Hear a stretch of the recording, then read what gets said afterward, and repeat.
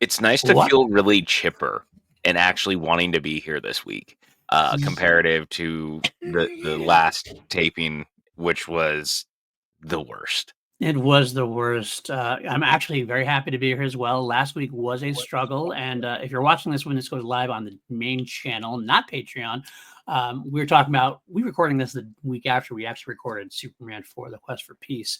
If The you quest are, for me not ending my life in real time while watching the movie. it actually was exactly how you looked while we were doing this show too. I mean, I was trying my best to like bring up any life, and it just we weren't having much life in that show. It's Although, so funnily funny. enough, I will say, like we know, we have viewers out there Yeah. who love it. We actually had a comment on the Superman 4 video saying that they found us through that show, that Are particular you one. serious? They said and they love it when people like rank on like bad films that deserve it. So I responded to the comment saying, welcome aboard, and here's some other ones that you're probably going to enjoy. Go watch Please Annabelle, go watch Halloween our 5. Annabelle review. I was like, Annabelle, Halloween 5, Nightmare on Elm Street 2010. That's gonna be right up your alley, my friend. So. Yeah, it's so funny because like I think that's the first time that we did one of those where you can legitimately watch the light leaving my eyes as we're on camera. I've never been so catatonic. I posted that on social media actually as a screenshot. Like you were just like so like you were soulless. Like Yeah. there's like vacancy in your eyes. I think I was like handed like my head, like I had my hands kind of like barely awake, barely like And our alive. mutual friend Busty like commented that she's like, these are my favorite episodes when you guys look so miserable and you hate your lives. And it's like, thank you, I think. I think. Why do you guys love to torture us? It's so weird. Like people do, they enjoy torturing us, I guess. And Yes. I don't understand it. I don't know. It's funny because if you were here in the last 15 minutes with us, you weren't. We didn't record it.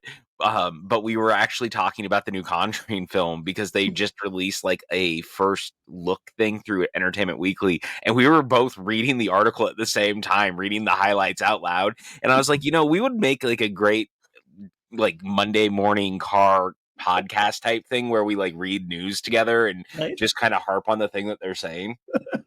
And, yeah, because there was definitely some reactions left and right. We are still generally excited about the Conjuring Last Rites, and excited might be the wrong word. We like the franchise. We love Ed and Lorraine as Patrick Wilson and Vera Farmiga. We're not fans of the director, so we're kind of like it is a mixture match of like we don't know what we're gonna get here at this point. No, and there's a lot of words being thrown around in the article that made me skeptical. Yes, That's I think at a the end nice of the way of saying day, it. I'm skeptical about almost everything but Patrick Wilson and Vera Farmiga, and Yes, luckily correct. their chemistry is so good that I think they'll be able to cover me enough. Like even like The Conjuring 3, which we didn't like love necessarily, still I had mean, life it still because has of life them. because of Because of them for them. sure. So No hopefully they'll doubting stay. that. But yeah, I some it, weird choices made. It looks like coming up for this film. yeah. Well, and I think the thing that's really throwing me off is they're like, this is the end of our phase 1 of the Conjuring universe. And I was like, this franchise has been going for 12 years. That's not an end of the first phase. What are we talking about? Like, Phase 1. come on. Well, the whole thing was pitched. We were talking about it. It was pitched that this is the finale. We are done with the Conjuring after this, which I thought was actually a bad idea. And I'm kind of like, these films don't have to end. There's so many stories you can tell. But then they're like, now they're definitely shifting the tone, and now it's like this is the end of Ed and Lorraine. Like obviously Vera Farmiga, if you read that article, you could tell that she's definitely done. She's like, I'm out. Get next. I think Patrick Wilson kind of feels similar. Wouldn't do it without her anyway. So it feels like okay, we're ending that part of the Conjuring franchise. Yeah. But at the same time, James Wan was saying he still has a Crooked Man film he would like to do at some point. And hey, if James Wan goes and does it and he directs it, I am completely sold and on board for that. Well, and I know that they talked about that they wanted to yes, number 1, yes. Also, they talked about doing a third Nun movie. And there was Yeah. talk about a 4th Annabelle movie at one point. Right. Now, granted, I don't know where you go with Annabelle from there because I thought Annabelle Comes Home was like easily the best of those 3 movies, and I don't really see you topping it at that point because it is so Conjuring adjacent. Right. It would be hard to continue from that. Yeah. But I mean, look, never say never. If they do it, I'll watch it. It's a Conjuring film. Like I'm a very Absolutely. simple man. If it's James Wan produced Conjuring universe movie, I am probably going to watch it. Like Yeah. it's really that simple. Um, but I do have my reservations. I don't love Last Rites. I think that the few times I've watched it a couple of times, obviously, You and I think mean it was our last rewatch. the third Or Conjuring I'm movie, sorry, or Devil Made Me Do It, no? not Yeah, Last okay. Rites. It's because we were talking about Last Rites. Devil Made Me Do It has not grown on me. I actually think it gets worse every time I watch it. All And so versus like I still find things every time I watch the first two that make me love them more. right. So there's my fear. And then of course I had very strong feelings about the Nun 2, which just did not work like at all for me. Yeah, and I think I mostly agreed. I think Yeah. it's not Annabelle level bad, but it was like just it was like competent was the best thing we could say about it. Like some things were competent. I just thought that them ripping off Raiders of the Lost Ark's entire scene in Cairo is the most odd thing that the franchise has ever done. Like, who needed the Well of Soul sequence? I guess sure, but like that movie's such a weird hodgepodge of like it wants to be an adventure film that's also a horror film, but like it doesn't really succeed at either. Right, Um, right. Take me back to the 90-minute gothic like goth opera vibes of the first movie. I'm sorry. I like the Hammer horror film vibe of the first film. I I did know. too. Yeah, I know. And we're on a fucking island, my friend. We are on a fucking island. We are indeed, and I would take that any day over the competent but pretty lifeless direction that Chavez has, as far as I'm concerned. And I hate saying that about a filmmaker, but because a filmmaker is hard work, and I don't have anything against the guy. I just don't think he's just not exciting. He just doesn't anything exciting for me. He just kind of he's there, he shoots, it's gets the story across. It's just kind of just there though. He just doesn't have the same like Flair. ratcheting tension and flair that someone like Juan has, and that's unfortunate to be honest. And like even you had David F. Sandberg did one of the Annabelle films, and that movie's got like I know you don't like it as much as I like it, but I mean it's very handsomely made, and in the tension, the way it ratchets up is really good. Like that's a good movie. I just don't feel It's a that solid way movie, about the absolutely. Chavez ones, and it makes me I prefer sad. that one over I prefer Annabelle Comes Home over The No Nun creation. 2. Or Creation, I'm sorry, over The Nun 2, and we're both getting titles wrong now. What's going on? There, see again. This is not a phase one of a franchise. There's way too many things that have happened, and there's already. And look, I'm also still throwing Curse of La Llorona into this. They don't get to just nope that out of existence because they've decided that it's no longer tied to it. I'm sorry, that's not how that works. I Does it agree. feature characters from the Conjuring universe? Cool. Is there footage from the Conjuring movies in it? Cool. Guess what that means? It's a Conjuring film. Like we do not get to change that after the fact. I agree 100%. You can't change a film after the fact. Is what I say. Unless you're Thunderbolts, in But which that's case it's totally okay. And I might that's have only been because it was built into the marketing of the film. I might have been needling you a little bit on that one. I knew exactly what you were doing, but I was going to bring it up one way or another just because We of the should. podcast that we were on.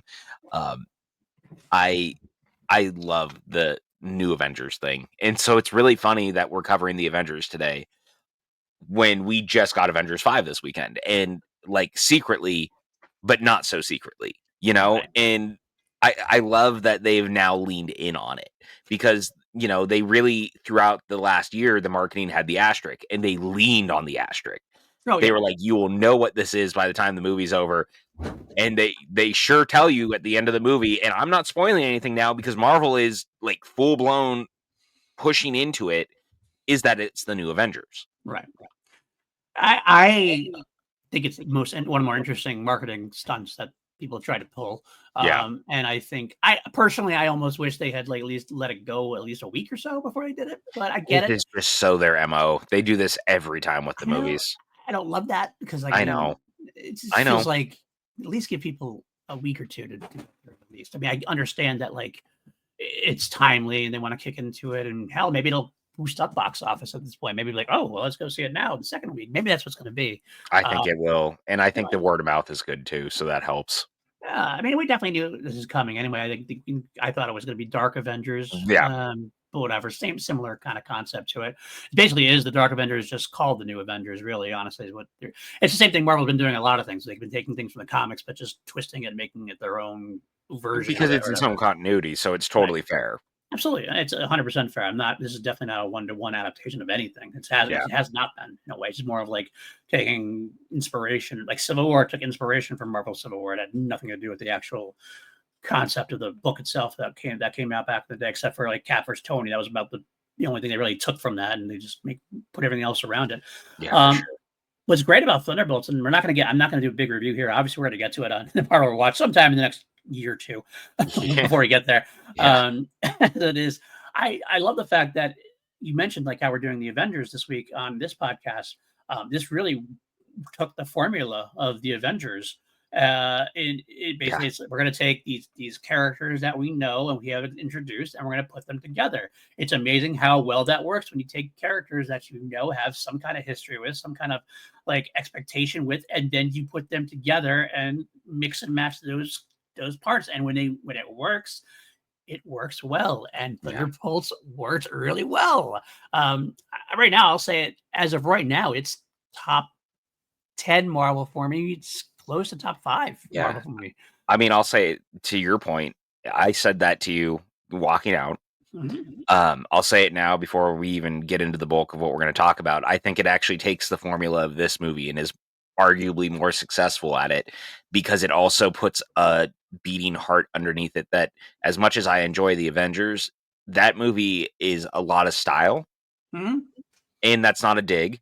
It's a good movie. It's a fun movie. We're about to jump in talking about it, but like there's such a beating heart underneath Thunderbolts that is not present here. And it really takes the third act in such a specifically interesting direction that is so bold and so interesting for them. Yeah. We've never really had a third act that is not an action sequence. Absolutely. I mean, it had its action in it, but it's definitely not a big action superhero Yes. battle that we usually have. I think the issue with the Avengers versus the Thunderbolts is what we're talking about here is the Avengers, rightfully so, are able to lean on the iconicness of its characters, even though some of the Avengers at the time were still kind of B level over the grand scheme of superheroes. Like Captain America was at least pretty well known, even if he wasn't like quite iconic. Iron Man had gotten almost the iconic state because of his first movie and second movie. Thor was known again; he had his movie. But then you talk about these other characters in Thunderbolts; they were all like D level characters at this point, and they were like supporting characters in the movies they were introduced in. Like none of them were really top level characters. Like I mean, hell, Walker was was an antagonist pretty much in Falcon and Winter Soldier. Bucky has never led his own film. He was always kind of the second piece in every other kind Yep. of Captain America film. Yelena was again the B part of Black Widow, and it just seems like a lot of that but it leaves us a lot of development between them to come out in Thunderbolts that we couldn't really get when Cap, Tony, and Hulk get together, kind of thing. It's a little bit more of a different kind of scenario. Avengers leans on the spectacle of it because they can. They have that spectacle of it. Thunderbolts needed that extra oomph underneath to kind of support the kind of less than iconic heroes that are there, or heroes slash villains, whatever you want to call them at this point, anti-heroes as it were. But it worked really well, and I got to give Jake Schreier a lot of credit. Messy at times, but overall, what a swing and what a lot of fun we had with that one. So I can't wait to get talking about that one eventually. Yeah, I was really pleasantly surprised overall with the movie. It was one that I had already been looking forward to it, obviously. I mean, I tend to like the Marvel movies. No real shock. That's part of why we're doing this. Um, but it felt so fresh and so different, and I've been someone who's been like an ardent defender of the last two phases. Like I like almost everything in phase 4. I've liked most of the stuff in phase 5. Um, and that, but again, it wasn't without reservations. I also understand that I think the TV shows really held everything back. I feel like that there was a lot that was put onto them that they were not ready for. I still contend that I think that people are overreacting to it being rudderless. I feel like it's very clear where everything's been headed. It's amazing watching someone like Rob Liefeld, who is the creator of Deadpool, being so vocally like they need to fire Kevin Feige. What did he do? Fucking kick your dog? Calm down. Like the movies are still good. Right. They may not be doing gangbuster numbers, but Endgame was another level of film. Like I Go ahead. I'm sorry. no, Go I ahead. was just gonna say, but no, it's just like it was another level of film. The hype around getting to that was an entirely different thing between that and Infinity War. I will push back a little bit in terms of I do agree with you about Endgame being a different level that's hard to match. You had a certain amount of 10 years of build up and piecing everything together to go towards that. And while I also am someone who really, like you, has appreciated the last phases of Marvel, I've found most of them to be very enjoyable. And as far as the rudderless comment goes, I don't think it's been rudderless, but I do think that this movie is the first one in a while that had a real crystal clear direction Oh, going no, forward. that I'm not gonna disagree with. I just Because like more mean the overall story Marvel has meandered a little bit as far as like we've had a lot of these like post credit scenes that never came to fruition or hasn't come to fruition yet years later. We don't know exactly. It felt a little random at times. Like, it feels like they didn't know exactly where they wanted. Like the individual entries were fun and great. They didn't have the same connectivity. I thought feeling like the Marvel, because it kind of felt like, but back in the day, everything kind of led to the next thing. uh, This kind of felt like here's a good piece, here's a good piece, here's a good piece, but they're all kind of interconnected in weird kind of like. I think it's because of the expansion of everything. So like there's these branches of the that's the tree, problem. and right? And Whereas before it was kind of like one big branch with a right. couple of offshoots. Now it's like all around two or three different branches. And so it kind of loses that familiar comfortability. This film, I really think, kind of snaps that tree back together a little bit. And we're like, okay, this is Yeah. where we're going now. I think Fantastic Four is obviously going to play a part in that too. Absolutely. But Absolutely. and so what's funny is that those are the films, and then weirdly, the one television show that has used it to the best of its ability, obviously, is Loki. Right. But the multiverse stuff is like very clearly the crux of everything, and this kind of like the incursions and where it's going. Multiverse of Madness has been building to it. Again, it's more that there's just so much stuff now, Right. um, and I think that's the biggest issue. Well, also Is that ultimately you got some that things that aren't necessary to watch and some things that are necessary to watch. And it seems like they don't know which is which. Like at this point, I'm kind of curious, someone going to Thunderbolts, if they hadn't seen Falcon and Winter Soldier. Yeah, and like John Walker's story. Like, does it have really the same kind of meaning to it, or like ramifications same to it? thing with Brave New World? Brave New World, yeah, no, absolutely. Brave New World had that same kind of feeling as well. So Falcon Winter Soldier went from a kind of fine series, and now it's kind of must see to kind of continue where we're going with some of these big characters. Likewise, similarly, Florence Pugh had her Black Widow as a movie at least, but she had her scenes in Hawkeye that kind of really helped develop her a little bit Yeah. more, and things of that. And a lot of things that got like there's questions that had to be answered. And Loki's definitely up there now. Falcon Winter Soldier, I think, is up there now as well, even though before it wasn't. Now it's some things you could Hawkeye ignore. too, similarly, Hawkeye, yeah, because whether it's the Florence Pugh of it all, and or if it's Daredevil, right, because so yeah, much of what happens in Daredevil kind of dovetails off of right. that. Like again, I would argue that there's just too much now, and that's always been the problem. Once the TV side started coming out, and that was the thing that even Marvel knew that it was a problem. I think the course correction that's going to happen, if I'm reading the room right, and I could be wrong, but I think if the course correction is going to happen, I think it's a good one. Is you're going to start seeing kind of taking a step back. Like back in the day, it used to be like we had the Marvel movies, and then you had like Agents of Shield and stuff that were like in the MCU, but not really super connected. I kind of have the feeling that's where we're going to get back to. Like the Disney Plus stuff is going to be more its own thing. Like they'll be the same universe, but they won't be connected so much. You have to watch. Like it's like a movie's not going to continue anything that happens in one of those things. You might get a character or two that kind of pops back and forth, but I think the main storyline is not going to be necessary viewing for the movies. If you want to watch just the MCU movies, you'll watch the MCU movies. But you want to watch the MCU TV shows, you watch the MCU TV shows. Hell, I think that's happening with like Wonder Man coming out in December, being under the Marvel Spotlight banner, I think they're going to call it. Like I think that's going to be like you're going to see Wonder Man in Doomsday. I think he's in Doomsday. Hmm. It's yeah, That's you're the going to see rumor, Wonder at Man least. in Doomsday, but I don't know if you're going to have seen Wonder Man to get Wonder Man in that movie kind of thing. You know what I'm saying? I think you're supposed to Yeah. see him more. I don't think we're ready to go back all the way to like Agents of Shield Day, where it was like almost completely non-connected, and they called it like was it the incident in New York? Whatever they call it, like the event or something. They The call it like incident, basically, yeah. right. They wouldn't even mention like they just called him like the big guy, the green guy, or something like that. They wouldn't even like use the names. I don't think we're ready to get back that far, but I think we're stepping like a little bit back in that direction. It might be a really I good thing. Might be for the No, I best. don't disagree. I contend that Secret Wars is basically gonna be a A reset, reset.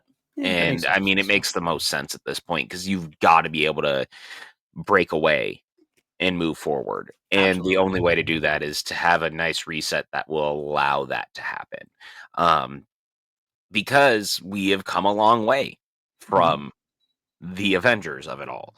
That's right. So like, tying this into what we're talking about, the long play of 5 films to get to this versus we're at 30 plus and some TV shows Right. to get to where we're at with Secret Wars. And I mean, that's not accounting the fact that when you look at No Way Home, you've now thrown in 5 other Spider-Man films that were not necessarily made by Marvel. Right. How many X-Men films are we about to throw into the same thing because look who's in They're Secret Wars? right. How much of the movies were thrown in because of Logan and Absolutely. Deadpool and Wolverine? Like, there is so much there now. Right. You have to be able to, like, reboot in some capacity that allows, like, this all happened, but also now we have to move a new direction and, like, kinda close the door. Well, you know who did that perfectly? Mm. Honestly, and I'll call out I don't think he gets enough credit for it. J.J. Abrams when he did Star Trek. 100%. When he did 100%. Star Trek, he did the best thing he possibly could, and it involves time travel and everything else, and I get it. But he was basically able to say everything you watched happened, and now from here they went back and reset some stuff. But in your mindset, everything had already happened. It was all part of the same thing, and he got like that crossover with Leonard Nimoy coming to play Spock alongside Zachary Quinto in a way, and it had God, that scene in the first movie when they interact is so brilliant. good. It was a smart decision because it basically a lot of times reboots. What scares people out of reboots is like, well, you just wiped away everything I loved about this. This is you're not wiping anything away. It's being reset in universe, but the stories still matter. The storylines still make sense to you and everything else. By the way, I also want to interject. It's real fun how we're like, if, the way you're watching this. If you're watching this live right now, we're probably like a couple months away from Doomsday. So Yeah, hopefully actually, all this stuff has made sense, and hopefully you're seeing us predicting this in real time. But well, yeah, and that's the funniest thing because, like, ultimately, I think, yeah, you would be because we've probably seen a trailer by now too. probably, I bet we Um, did see something. did you see all that stuff? Was it last week? Again, it seems weird saying that because we're recording this obviously at the beginning of May, and people who are not on the Patreon are hearing this and they're like, "Wait, what?" No, no, this is like so end of April, but um who was it? It was Chris Claremont Mhm. was at a comic convention talking about what he had heard and just kind of like straight up spoiled a bunch of the game of the movie. Right, I did hear that. I haven't read that because, like, I was like, I don't want to know that much, so I don't It know. But is fascinating. Um, oh, but it Chris, actually plays into a lot of the stuff we've been talking about even before he said a lot of it. And it was like, right, well, I mean, no real shock, but also, wow. right. Like, that sort of thing. So I'm very curious, just in general with all of this. And, the bigger thing for me is how are people going to react to Downey Jr. coming into the universe as Doctor Doom Yeah, instead of as Tony Stark? Now, that's assuming that he is Victor Von Doom. They have not said that. correct. He can be Doctor Doom and be a Tony Stark variant. Both could Mhm. be true. Right. We don't know which So, way they're going to go with it at this point. right. I am very curious. I'm assuming we will know more in July because of Comic-Con. So I feel like we're only 2 months away probably from actually hearing something more concrete at this point. But it's fascinating, man. It's a It weird is. time to be a Marvel fan, just like it's a weird time to be a Doctor Who fan. Yeah, absolutely. There's a lot of different things going on, and you never know exactly which direction. Hell, the big franchises, all of them, DC and Star Wars too, are both in kind of interesting points where we're kind of entering new adventures with DC. I always see Superman has, well, you guys know Superman's come and gone. Hopefully, it was a smash hit, and hopefully, And hopefully it was good, more hopefully it's importantly. good. Right. Hopefully it's good and a smash hit. That's the moment. Like it's key continuing the storyline at this point. Star Wars, you're about to see Mandalorian and Grogu. You're about to see Star Wars coming back to the big screen for the first time in a long time. How's that going to go? Yeah. Very interesting time for big genre film fans like us. So Is Mando and Grogu a December release or a May release? It's a May release, right? May 26th is coming out a couple weeks after Doomsday right now. That's right. Oh, because we have Avatar this year. Right. That's So why. Okay. it's I May had this to stop year, and think about it. and then a year later for the Ryan Gosling Starfighter one.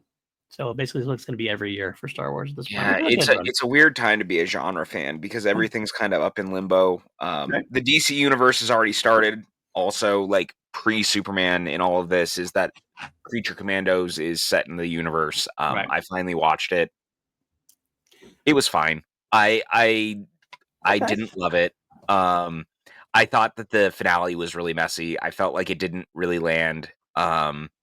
I liked that every episode featured like the backstory of whatever character was kind of the main focus of the episode. I liked all of that. Um, to be honest, I thought it was a little too gun for its own good. I agree with that. Um, It felt very Guardians and Suicide Squad-y, like kind of I as a also tone. felt like it was almost too trauma in the Mhm. wrong way, where it was almost indulgent for Mhm. the sake of indulgence, and Yeah. I don't necessarily need that. And I liked his Suicide Squad. Right. So I did too. that surprised me a little bit that Yeah. I felt that way. Um, I never would have guessed that Weasel was gonna be the most tragic character in the entire series. That's for That sure. episode is almost too dark for its own good. I agree. But I thought it was fine. I don't think it's, like, bad. I don't think it's good. It's just kinda there. Right. And I hold my own reservations for what comes next. Well, that's the And question to make is after seeing that, knowing you've seen Guardians of the Galaxy trilogy, you've seen Suicide Squad, you've seen Creature Command, you've seen Peacemaker, and now you've seen Creature Commandos. Are you at all does that make you more concerned about Superman? a little. Okay. That's fair, that's Not fair. and it continues to be my bigger fear overall. It's the thing I've talked about for a while is that I just want a Superman movie. Right. And I do have a fear that Superman is gonna get lost in his own movie, and it's not on Gunn, but it also kind of is. I have PTSD from what happened with BVS. That's fine. That's fair. I guess it's a Yeah, totally fair thing. I would honest it's a different angle that the word concern is. For me, I have similar concerns too. Like I love the trailer, and the trailer hit all the right I notes like the trailer too, at this yeah. point. And it's not like Gunn can't do serious heartbreak and like powerful moments. Like he's proven that with Guardians. Guardians 3 makes me cry every time I watch it. Absolutely. However, the problem is, has Gunn ever done something that like wasn't quirky? And Superman isn't quirky. Generally, isn't quirky. He has quirky parts which Gunn can lean into, but I don't want the quirkiness to overtake the film itself. This feels like it has to be, especially as a this is your big time swinger. This is your mainstay guy. Guardians was never the mainstay kind of thing. It was a Yeah, great surprise that people fell in love with, but that's not like that. You couldn't do that with the Avengers, for example. The first film, the right. Avengers film, is a differently level of thing, and I worry about that a little bit. I think he can. I think he has the potential to do it, but Oh, sure. it's going to be interesting to see how it goes. No, I definitely worry, less about the quirk, more that it just seems like there's a lot happening, and there's a real cart before the horse feeling to everything going on because, like, the Lantern series is already, being shot, Right. and, although yeah, and then they were trying to do the, Sergeant Rock movie, Hmm. and then that's already fallen apart. So, like, they're And Clayface now, like I've yeah, hearing that the Flanagan script is like kind of not being tossed out, but being like rewritten or whatever. Like that doesn't sit yeah, right with me because Flanagan, of course, Flanagan for us can do no wrong. So it's like, well, right, don't tell. correct. He probably wrote something great. Don't worry until you just use that script. Whatever you have to do, use that. And to rewrite Yeah. it, like, I don't I know. don't know. I definitely have vibes of, is there too much happening all at once It's a tough just make balance.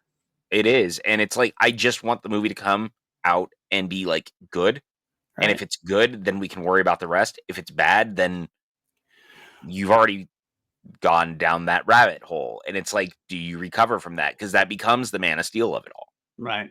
Well, the problem also we have, but if you think about it the other way, look at us with Doctor Who. Yeah. Like, we're now waiting for Doctor Who to find out what's going on with that. At this point, it's like, well, if we find, or because we're waiting to find out how things go, it's like if we come back, it's like now we're gonna have to wait how long to continue. Mhm, So it's mhm. like you either can wait for reaction and then go from there, or you have to be ready to strike while the iron's hot. And No, of sure. course, if you strike while the iron's hot, though, and you don't have a hot iron, that's what becomes problematic. Also, you can't Well, and you that was start trying my to, yeah. right. You're right, and that's been my argument against Filoni and Ahsoka, Hmm. Hmm. because it's been how long since Ahsoka ended, and they're just shooting season 2? Yeah, they're just starting to shoot season two now. It's coming out next year now. So it'll be like 3 years since. That's way too long. I agree.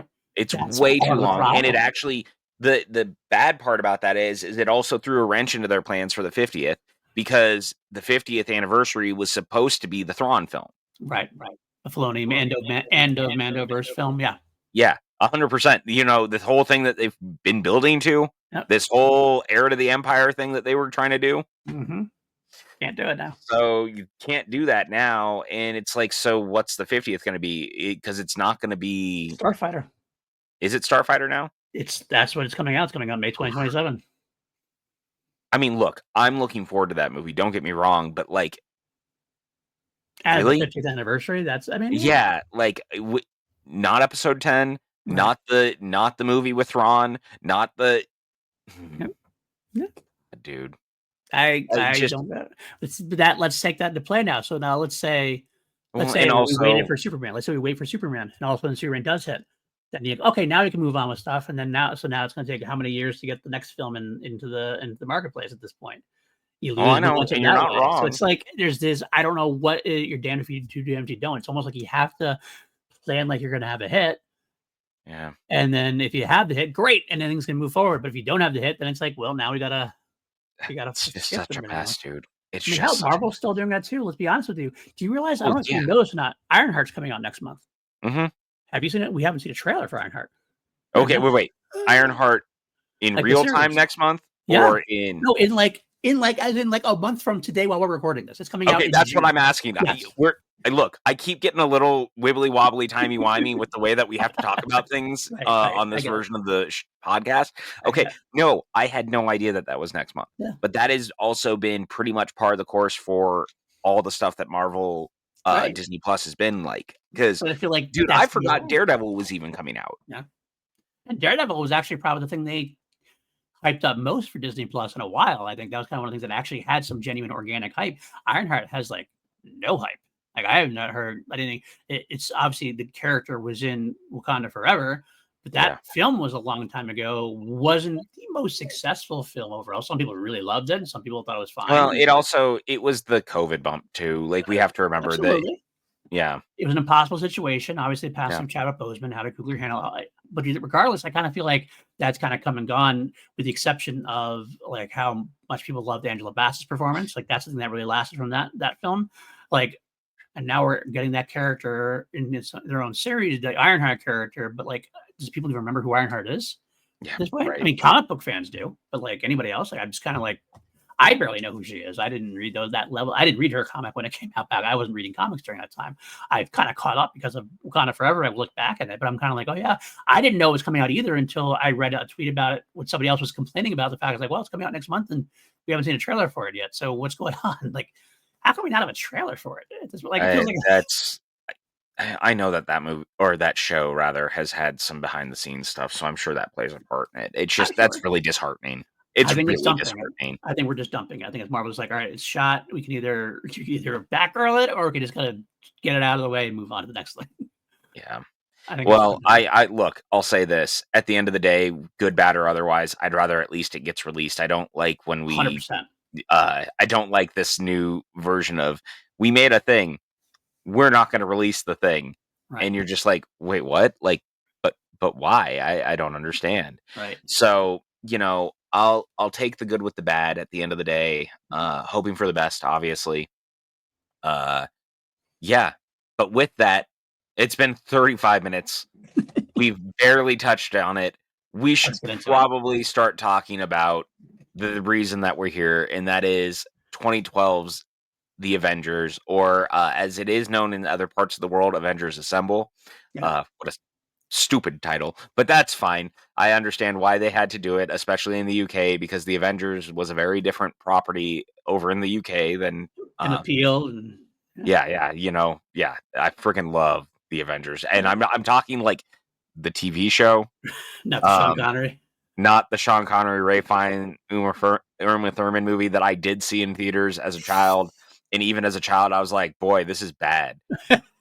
Like, even as a kid, I was like, "Oh, this is just bad." I for whatever reason, all of the world leader bad guy people being in colorful bear costumes has stayed with me my entire life. I see Trauma. that scene in my fucking nightmares, and I'm just like, it's a nightmare. That is a bad movie. Like, it's real bad. We got So, that and Lost in Space, like, back to back, and it was like my childhood being ripped apart in front of me. I was like, "Oh my lord." I know other places also went ahead and called it Marvels, the Avengers, to get that Marvel out in front of it as well, which I understand that as well. I think it's a good, not a bad thing to have happen to. Let's differentiate ourselves from that other disaster that you talked about, which I Ugh. actually have excised from my brain. Luckily, I What have is not that been like? done. Oh, I don't even. I barely remember it exists. I'm like, oh yeah, there was something else with that happened, kind of. I It's so weird because the more we like, even just mentioning it, now my brain is unlocking and I'm actually seeing like key sequences from the movie in my head, and I went, "How did this happen? Was he really trying to control the weather? Like, was that really the thing that Sean Connery's villain was trying to do? He was trying to control the weather? Like, what are we doing?" Well, yeah, I don't know. I don't. Isn't Let's Jim get off that. Broadbent in that too? Yeah, we're gonna get off that film. We're gonna get off that film. We're gonna talk I'm about the sorry, good you movies. opened this Pandora's box, You sir. started it, actually. You started it. I'm getting off of that. Uh, I beg to differ, good sir. If you did the rewind, you'll notice you were the one who brought it up in the first place. I really appreciate that you called me good sir, at least. Yeah, this is this. Uh, So 20 in 2012, this movie was released into the world, coming off of 5 films previously: Iron Man, The Incredible Hulk, Iron Man 2, Thor, and Captain America: The First Avenger, all which had like been varying degrees of success. yep. Some clearly more than others to that point, and they decided to take this plunge into doing the film that like puts these characters together. And it was so funny because I actually watched a brief, like, 15-minute making of thing on YouTube. It was one of the old videos they posted, and it was so funny when they announced it at Comic-Con, because Downey Jr., of course, is the face of all of it when he makes the announcement, and he goes, "This is the most ambitious film I have ever seen being made," basically. And it's like, this is pre-Endgame, and they were already he was, like, hyping this up as, how ambitious is it, how what it is, and all this, and it's like, he wasn't wrong. That's exactly my point. I was gonna say the exact thing. When I watch this, I'm kind of like, I think people take for granted and overlook exactly how big and how ambitious this was at the time because of where we went after that. But that doesn't happen if this film, I think the MCU could have died a death if this film didn't do well, because Iron Man is the only, honestly, of the first 4 other films we had there, that was the only surefire hit of them.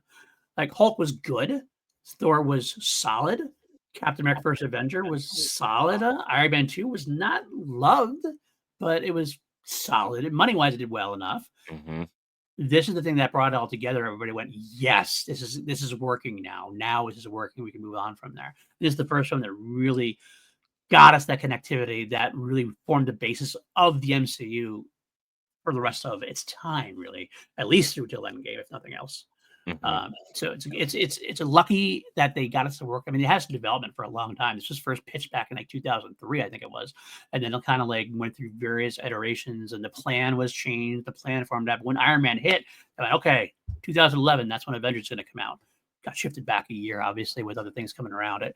But what a great idea that they had. The solid idea of we're going to introduce these characters, give them their origin stories, and then we're gonna move them together and put them all together and have everybody's favorites like match up just like a comic book, just Yeah. like the original Avengers happened, and Yeah. that's what makes it very magical. And it was very magical. It continues to be, and I legitimately mean this, like, as much as I don't revere the movie as much as some of maybe the later Avengers films in some capacity, Mhm. because it's okay to be like, it's a good movie and also like the other ones better, but I will never also take away that feeling of Yeah. seeing this for the first time, for being in the room where being in the room where it happened.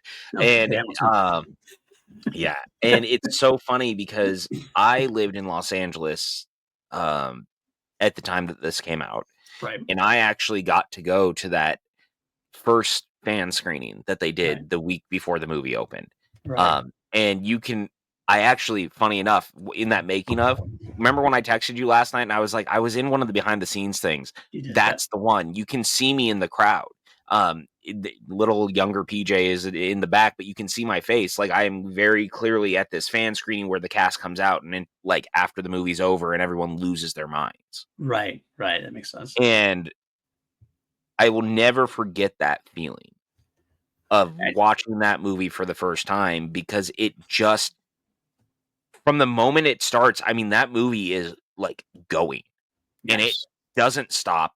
It is it is ridiculously well paced still, for a agreed. movie that takes all these characters and, like, puts them together. But the thing is that one of the things that I find most interesting about it also is even if you've never seen the other movies, it does work, and it, Yeah, like, gives you all the information you need for who these people are to make the movie work on its own because we are introduced to everyone one by one. right, agreed. And that's what and the way they do it is it's basically they crib things from the other movies, but Yeah. don't absolutely replay them, except for one. I don't love the one introduction I didn't love in this film, we'll get into it as we go, is the Captain America one, because it basically takes that it basically is that, post-credit scene. Basically, it is Well, the I post mean, credit because scene. that was just the scene that they Right. used to do the trailer. Right, which I bet you love the aspect of, "Oh, okay, I've already seen this, let's move on." And he actually that's the only one that actually, if I remember correctly, I could be wrong, but got distracted or something, but he actually shows flashbacks of Captain America: The First Avenger, and I Mhm. felt it was an odd choice only because it was the only one they did that in. Like, they didn't, like, Yeah. showcase any other ones. It's kind of a weird it struck me as a little of a poor choice, but, I mean, again, it's a nitpick, honestly, because the rest of the introductions worked very well, and, they had, like even, like, Hawkeye, you didn't even know you might not even know he was in the other film really, but you know he's there, and once you get the introduction to him, you're like, okay, this is okay, I know who this guy is. Black Widow, same thing, you know, she's working with Shield and that kind of thing. Uh, Iron Man gets the best intro, like just this is who Iron Man is, and it's right away Mhm. you know who he is. Thor, same type of thing. His introduction, perfectly done. All the introductions are really, really solid overall. Cap, even Cap, I didn't love as much, relied too much on other things, still worked, and they get that out of the way, and we move like kind of going fast forward into the actual meat of the story. Yeah. I it's so interesting the way that this whole thing kinda comes together and works the way that it does. Yeah. Um, you know who had like or you know what is also so interesting is that even some of the side characters, when you look at the Hawkeyes, when you look at, Dr. Selvig, So, the way that all of them are even introduced, and you yeah. realize that you like these characters more than you realize in some capacity, and their stories are all built into everything going on in such an interesting way, and I kinda love that Selvig in particular, because of where you meet him in Thor, where he is very he doesn't really want to believe in all of it. He's like, "They're all fairy tales, this is all stories, this is," and then as everything continues, he realizes it's all real, and he has such a hard time wrapping his brain around that as a scientist. I kinda love that he ends up being the catalyst in the film for everything that happens because he's the one that Loki is controlling Right, from jump, because Loki sees him as the weakest link in that capacity at the time. right, absolutely, and I really appreciate that. I do too, and that's the connectivity we need, and like that's the connectivity that gives us because if you know these characters and you have some attachment to them, even if it's a low level, it's better than trying to start over with somebody else and try to learn this other character who this is. Like that's what they could have done. Loki could have had any shield scientist that was working on it and everything else. But given that was Selvig, we've had some history with it. We've already kind of taken that first step towards the character. So it's a lot less homework that Avengers has to do. Some would say you need more homework because that means, oh, I have to see what this guy did before. You don't need to, but it rewards the viewer who does know, the viewer who's been there for the 5 films. Oh, cool. I'm in. I know this person. Let's go with it Yeah. where he's taking us. Yeah, I like that everyone has like their person in that capacity, and or if you've seen them all, then you have an extra investment, just period, to all of it. Hawkeye, Um, same way. Hawkeye had this great introduction in the Avengers, but we knew about him already working with Shield in Thor. We saw that kind of sequence, not much in Thor, but he had a pretty memorable sequence in there. So introducing him as the Hawk, and he's sitting up there. All of a sudden, we're like, oh, he's still there. He's doing his thing. We know he's a badass. We already got that from Thor. Now we can see him as like the leading bad guy for part of the film. When Loki takes him over, he's like Loki's you know field general or whatever it is, and yeah. it works because we know the character just a little bit enough. Yeah, and you built into it also that he has a relationship with Natasha, so it becomes Mhm. personal on top of it. That was a So, great decision to make because that's not mhm, exactly it's not exactly how it is. Again, this is where I talked about before about not the one-to-one in comics. Like they had a relationship in the comics, but it was never like I'm pretty sure Clint never worked for Shield back in the day. I'm pretty sure that was a total mm, fabrication as far as that goes. But having him work for Shield added such an easy shortcut for him and Natasha to have worked together in a way instead of yeah, having her come over like they have things. I mean, that becomes a running joke throughout the entire of the MCU. Budapest. I love how that like is yeah, in the there. running. You and You and I I remember remember Budapest Budapest very very differently. differently. Jeremy Renner is legitimately very good in this. Yes. I think he is one of the unsung casting choices in the MCU. We talk about that stuff a lot. It's easy to do, obviously. There's so many great people in these films. You Mhm. have so many great actors. There's so many people who've come and gone. Not everyone is perfect casting, though, but like every once in a while, man, when you get the Downey Juniors of the world as Tony Stark, when you get the Chris Evans as Captain America, you get the Charlie Cox as Daredevil, these castings that are just so pitch perfect, you Yeah, can't see anyone else in those roles. He hits that for me. And 100%. I think as time has gone on, it's only become more obvious why. He's so good as the character and you like him so much. And he's in this movie for 12 minutes, I think, or 14 minutes overall. Um, Probably. Yeah, that makes sense. which someone mathed it out years ago. I'd have to actually look. But like his entire runtime is all of like 15 minutes, maybe. Hmm. Wow. Just kind of like Anthony Hopkins is Hannibal Lecter in Silence of the Lambs. But 15 he minutes makes of that screen time. presence. He Right. makes that presence felt. Right, and it's the way he delivers the dialogue, it's the way he really interacts with the people around him, he just feels like he belongs in this universe.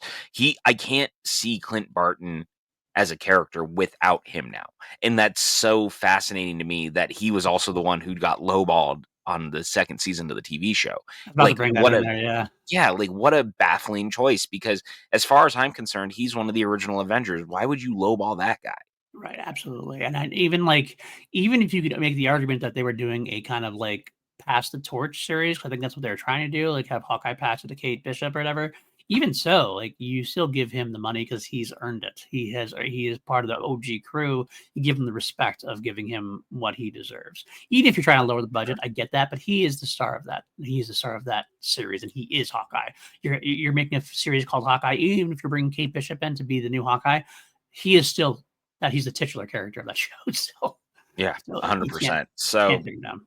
just seems really silly in all capacity. But I think that one of the things I really took away in rewatching this, because I actually hadn't seen this in a little bit. Yeah, Um, it I was had very been interested to probably about see. a year. Yeah, Which seems like that sounds so funny, but like I tend to put things on pretty frequently, obviously, at the house, and this isn't one of the ones that I go back to all the time. But in going back to it, I get really I'm just so enamored in the way that the characters interact and how easily everything finally slides into place. And this is going to be a thing that I have been saying since the beginning, and I'm going to say it again now because I just don't understand it. People complain all the time about the Whedonization of the MCU, And this movie just reminds me that that is such an overblown and stupid argument because no matter how you look at it, the first 5 films are so similar in tone, their humor is so similar that it is just translated here. Whedon just takes it a step farther because they're interacting. That's it. Right. And there's nothing wrong with that. These guys should be quipping at each other. They should be. They're all ego-driven characters. It's the source material. That's what happens in the Right. comics. This is what happens. I mean, I think, and we'll talk about it. We don't talk about it a whole lot. But obviously, Whedon's had some issues as far as like he's been considered a jackass. He's done some questionable things. Of course, he's had some accusations thrown against him, and I kind of feel like since then, people have looked back on his work and like with a retroactive like hate watch or like something like that. I always kind of I understand why people like if they find out somebody's an asshole and does things like that he reportedly did or whatever. Like, sure, I could understand that you look at it and have a hard time watching his stuff. That's fine. I Sure. get that. But at the same time, it doesn't to denigrate the quality of the work. Like Correct. it's still like it doesn't like if you liked the Avengers before, if you liked like Firefly, if you like all that stuff, it's that hasn't changed. Like everything that worked for you is still working. It should still work for you. I get the you have the added level to it, but it's like they almost like say, "Oh, this stuff sucks now because it's very Whedonized and everything else." As well, you liked the Whedonized stuff back in the day, so what? That hasn't changed. Like nothing about that has changed. So I agree with you. I think the Whedonization stuff is well overblown. This feels like MCU, even though this is Whedon's first foray into it. This felt It was just coming from a place that it had already been done. I mean, this is very much Iron Man was set the tone, and this Yeah. was very much a similar tone to that. Right, 100%. So, it's just one of those things that I take away from it where Mhm. it's super frustrating. Yeah, and Whedon sucks. Like, I'm not gonna Yeah, sugarcoat it. Everything that happened was yeah, terrible. I it's heartbreaking, yeah, because I really liked, and I still like Firefly. I yeah. like Buffy. I like Angel. Obviously, the Avengers movies that he made are really good. I Dollhouse. liked his Much Ado About Nothing that Yeah. he made between this movie. Um, I just man, like, it sucks. There's no way to say it otherwise. What a shitty thing for a shitty person to do. Yeah. That's it.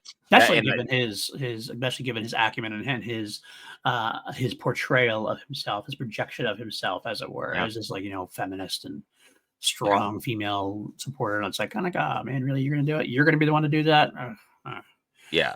dude. But But anyway, with that, one of the things I really like about this movie too, and just in general of a thing is that I really appreciate that not only do we know the heroes, I think Loki being the villain, which of course is straight out of the comics, right. is one of the most brilliant plays that this movie can make because we already know the villain and we know who he is, we know what he stands for, and he like the fallout of the first Thor movie into his arc into this is perfect. And it's a no-brainer too. It's an Right. absolute no-brainer because exactly like you said, that's when the Avengers formed in the comics is because of Loki. You have Loki in there as probably easily the greatest villain of the MCU at that up until this point or whatever. You can argue later on, but I mean, he's still honestly might be my favorite villain overall. Honestly, I still have a very strong spot in my heart for him. But he is the glue that holds us together. He's powerful enough that you buy that the Avengers can struggle against him. Yeah. He's fun enough and engaging enough and has a backstory enough with his stuff that you learned from Thor that it's a worthwhile villain. It's just a worthwhile villain. That's all it takes. And yeah, you're right. The only thing that's negative about it is it does begin the whole like, well, is he dead again? Is he dead again? Is he dead again? Is he dead again? Which got to goes throughout his entire MCU. This is the first time this has happened, so you can kind of like pass by that as far as that goes. But yeah, I loved his intro here too. What a badass when he first comes in, like just has Uh, that look on his face. You're like, oh, I bring you this guy. glad tidings. Yes, yes.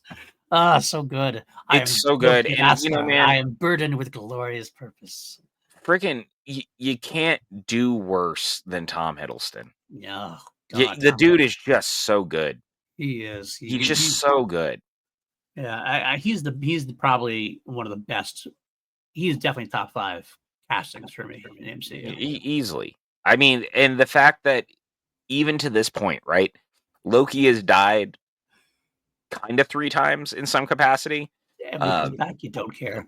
you don't care because they always find a way that's interesting and it allows the character to grow in other capacities. And that's what I've really appreciated is I don't know if any character has grown in the capacity that Loki has grown in the several times that they've done it. And I really love that. I really appreciate that. Yeah. The TV show using the variant from the Mhm. end from Endgame, brilliant move. Mhm. And again, the way that it plays out, it's a little Doctor Who-y, but it works and it makes sense and it changes the character and the way that you look at that character because we already had a version who died a hero. Yeah. Now what? Right now, we're gonna go with it's a different journey, different Loki, but it still feels connected and tied to understand it. And I gotta say, like Loki 2 ended with such a definitive ending for Loki. We're kind of okay, that's gonna be it. Tom's done, and then you get it announced to come back. Kind of like, oh, okay, good, good, because I Well, can see more I mean, Tom. yeah, and I had this feeling like regardless, and I've told you, I'm like 95% sure he's going to be like the MacGuffin of the film in some capacity, I think so uh, too. leading into Secret Wars because he's the guy who's holding everything together. He's Right. legitimately holding the multiverse together. Yep. Absolutely. It makes sense. He has to be the end of the multiverse at this point. Because this is where we're still technically in the multiverse saga. We're going into the X-Men saga eventually, but the end of the multiverse, you're gonna have to go through Loki. Yeah, 100%. It just So I kind of love that because again, we see that Hiddleston actually is such a huge part of these movies, right? Uh-huh. Yeah, absolutely. so good. One thing we also have to credit is I think this is also the best to the point that Hemsworth is as Thor. I think that Whedon finds a real way in with the character that makes him more likable, Right. and makes him I don't want to say human. That seems weird, but he's a lot more affable. He's a lot more fun. He seems a little less serious this time, and the way he interacts with everyone is really perfect. It really comes together in such a different way. I agree, and I wanna actually add on, and he does seem more affable, does seem more likable, does seem more connectable to the audience as a way, but at the same time, it never works against him, like, he still No. feels like a powerful god. He still, like, Yes. is way above his playing field here at this point. You don't, like, take that like, it's that perfect balance of what you need for a Thor character at this point, and you're right, I think maybe part of it is that it works better in the team setting. It works better with him as like kind of like a supporting like a 1A instead of being the number one guy on the call sheet kind of thing. Having him be able to interact with like Tony with Cap and all that kind of adds to the Thor mystique. He's able to be with people who are like, kind of on his level heroically, but like not Mhm. necessarily he doesn't have to lord it over them. He just is lorded over them. It's Yeah. a good connection for him for sure. It's a great connection, and I really like that it plays into so much of, like, Stark's ego thinking he's almost like a god on Earth, and now he's hanging around a god, and I mean, obviously, this is all gonna be dealt with in Iron Man 3, which is the next film we'll end up covering, but, like, Mhm. so much of that comes through in the movie too, and I really Absolutely. love that. I mean, Cap and the line about Loki, "There's only one god, ma'am, and I don't think he dresses like that." It really putting those characters through it, though, Right, and I 100%. really, really appreciate that. There's that moment where Hemsworth goes, "You humans are so puny." Yeah. And just like or so what is it? So tiny and petty. Right, And yeah. I really love that because he is just like, "Why are you all acting like this?" And that sequence is really great. The shot of them all as the arguing isn't being intensified by the cube and the camera starts to pan over it and it Right, turns upside down, because their world is being turned upside down and right, they don't understand why. And then right. you have Ruffalo holding the scepter and not really realizing that he's even grabbed it. Yep. I love that it's such a subtle way of being like this thing actually is toying with everyone. Um, God, it's good. It is really good. What introduction I wanna talk about we didn't mention yet. I love the introduction of Black Widow in this, and it's Oh yeah, if there is a argument to be made about a Whedonization of anything, it's Whedon and his, like, femme fatale type action yeah, hero, and it works because Black Widow is exactly that kind of character, but the whole, like, interrogation and the phone call from Coulson. yeah, I mean, Coulson in general, we're gonna talk about him a lot more, but, like, this is Coulson's first introduction in the film. Both of them could not have been introduced any better. They're yeah. talking like, "I'm in the middle of an interrogation here." It was like, This guy is giving me everything. "What?" And she starts fighting, and, like, you hear all the sounds in the background, and Coulson's kinda like It's just sitting there waiting for her to come back to the phone. Like, Yeah. not worried, he knows it's gonna be on quickly. I love their interaction on this film for sure. I do too. I think Scarlett Johansson, we talked about it with Iron Man 2. I think that was really good casting that I think people are really hard on because she doesn't use a Russian accent, and I don't think she needs it. I like the character the way that she is in these films. And in this one, I think she really gets to come to life in a new way. And again, I think with her interactions with everyone on top of it, it really sells it. You really believe she cares about Clint. You really believe that she wants to make sure her friend is okay. I love all of that. Mhm. Auntie Nan, we know that she's the aunt to his children. Right. I love Yeah, that. so like all of that is great, and it all works. Coulson similarly, and here's the thing: Coulson's death in this film is such a pivotal moment in the MCU. And the Mhm. thing that we were talking about last night a little bit privately before Yep. we got on the call.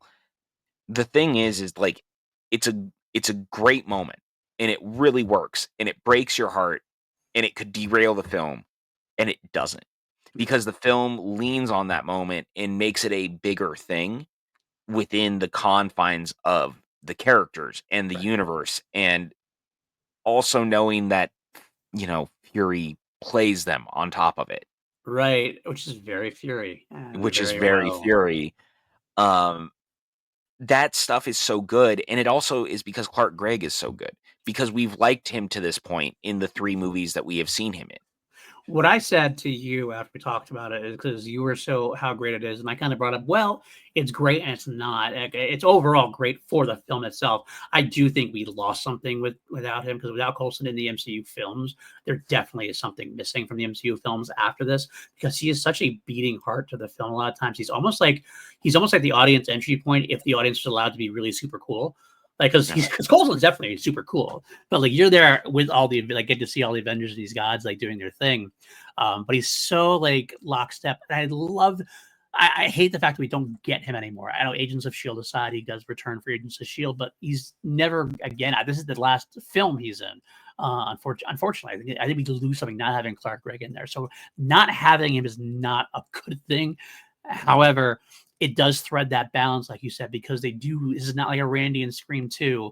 This is they actually have a solid reason for it, and it works as motivation for the rest of the film, and it's powerful. I mean, this is the Avengers. It needs something with weight, and this is what gives it its weight. Especially after we finally discover that he does have a flaw of sorts, I guess is the way to describe it, and that he's so like he lets nothing face him. Like we just talked about before, the Black Widow thing, nothing. Iron Man, he could stand toe to toe with Iron Man. He's telling him he's gonna taser him and watch him lick his. He'll do nothing. It doesn't matter. You can talk to Thor, Loki, he's done anybody without a problem. But yet the introduction of him as a fanboy of Captain America, that he can barely like function around Captain America, is I was so great. watching you while you were asleep, or I mean, when you were on I was ice. there. I was there while you were on. There's been I a gotta say, Whedon, credit where credit's due, he really leaned on knowing who Clark Gregg was mm, as an actor and really allowed the character to stand out in a way he hadn't before by making him a little bit more fun and bumbling in that capacity. Like right. he does the veneer comes down, and I really, really love that. And I love that the character is also one that's willing to go up against Loki. Yes, Like easy, like no, that's who without he is. hesitation. Hesitation. Yeah. The Um, god, the uh, mystery god. but he never derails the film. No, And it works because it's a build that makes sense. It works because it's fun. It works because we like the character. We feel for the characters that also care about him. There's a lot of the little things throughout the movie where you hear people asking him about his relationship with that cello player. cellist. Yeah, Yeah. Who has moved back to Portland. And then even Tony's like, look, just tell me a night. I'll give me my plane. You can go visit her. right, exactly. Like, so all of that stuff is really great, and it really just builds into that moment when he does die because of Loki, and you really feel it, man. It's one of those, again, it's gonna break your heart, but you did the thing because it pushes them, and it's exactly what Fury says. They needed that push. Right, They and needed that push. yeah, and that's what gives it to us. And like it's one of those things where you almost expect something to happen, but no one. we haven't had any real. I'm trying to think back a lot of the films. We haven't had any real serious like casualty. All of our heroes kind of pretty much were unscathed. I mean, Cap died, Bucky died, but kind of was so unceremonious that we almost knew he had to come back, like in a way, because we kind of knew that Bucky was going to come back as Winter Soldier in a way, because that kind of felt like we knew where that story was going. So nothing really kind of felt like over or done. Coulson Mhm. was a new character that had no history. I don't believe he was a comic book character. I don't believe that anyway. At this point, he was a Marvel, like a film creation, I believe. I could be wrong on that, but because of that, when he went, you're kind of like, oh, that could actually stick, and that actually has some genuine meaning to it. Mhm. Like when Yeah. Loki, that's the problem with Loki. Loki, when Loki dies nowadays, we're kind of like, okay, well, he'll come back at some point, like because Well, it's same it thing with is Patrick Stewart as Xavier, who is just the Kenny of the X-Men universe. right, absolutely, absolutely. So that with Coulson like that, it's kind of like it's some real stakes to the film and really has like a reason for doing what it did at this point. Yeah. And again, like, yes, we know that obviously Agents of S.H.I.E.L.D. exists now and all of that, but like, sight unseen, obviously, in the moment of when it happened, it's a very different experience. Hmm. Because we didn't know Agents of S.H.I.E.L.D. was coming. We didn't know he was going to lead a TV show. None of that was a thing Right. at this point. So, like, it happening was just a shock for everyone. I remember when Agents of Shield was announced, I was kind of like, oh, that's so good. I'm glad he's coming back. He didn't need to come back. Like he almost maybe he shouldn't have come back in a way theoretically, Yeah. but at the same time, he's just so darn good that you want to see more of him on a regular basis. Yeah, it was funny. We were actually talking about this off air. Because I was like, I pretty much avidly watched Agents of S.H.I.E.L.D. for the first 4 seasons, and I never finished it. Yeah, And I've same. heard it's gotten better or got better before it ended. Um, but I always had that like little part of me that was like, I almost wish that they had left Coulson dead. And Right. obviously they Yeah. do their workaround on it or whatever, and it's got its own story. But at the same time, God, he's just so damn likable. Like it's hard to be mad. Yeah, absolutely. I would take him back in Doomsday if we could get him because like, I think he's just that fun to have in there. And he's Yeah, good. and therein lies the whole like I Or kind of Secret hope Wars. that they do. Yeah. But there's every part of me that believes that we won't see him at this point because they've really made it a point, like outside of the guy who played Jarvis in Agent Carter appearing in Endgame, they've really tried to stay away from that stuff. Right. Yeah. They've really tried to be like the TV shows, like they've really pulled back on doing it. But I'd love even in Secret Wars, Yeah. I agree just with to that. just one more time on Yeah. the big screen, Yeah. Clark Gregg. Absolutely. Give it I'd to be us. cool with it. Yeah, I'd give be it to cool us. with it as well. Um, so as much as I really do enjoy this film, and I think it's paced spectacularly, the helicarrier sequences, everything on the Mhm. helicarrier is fantastic, by the way. Seeing a helicarrier in live action, dude, are you kidding me?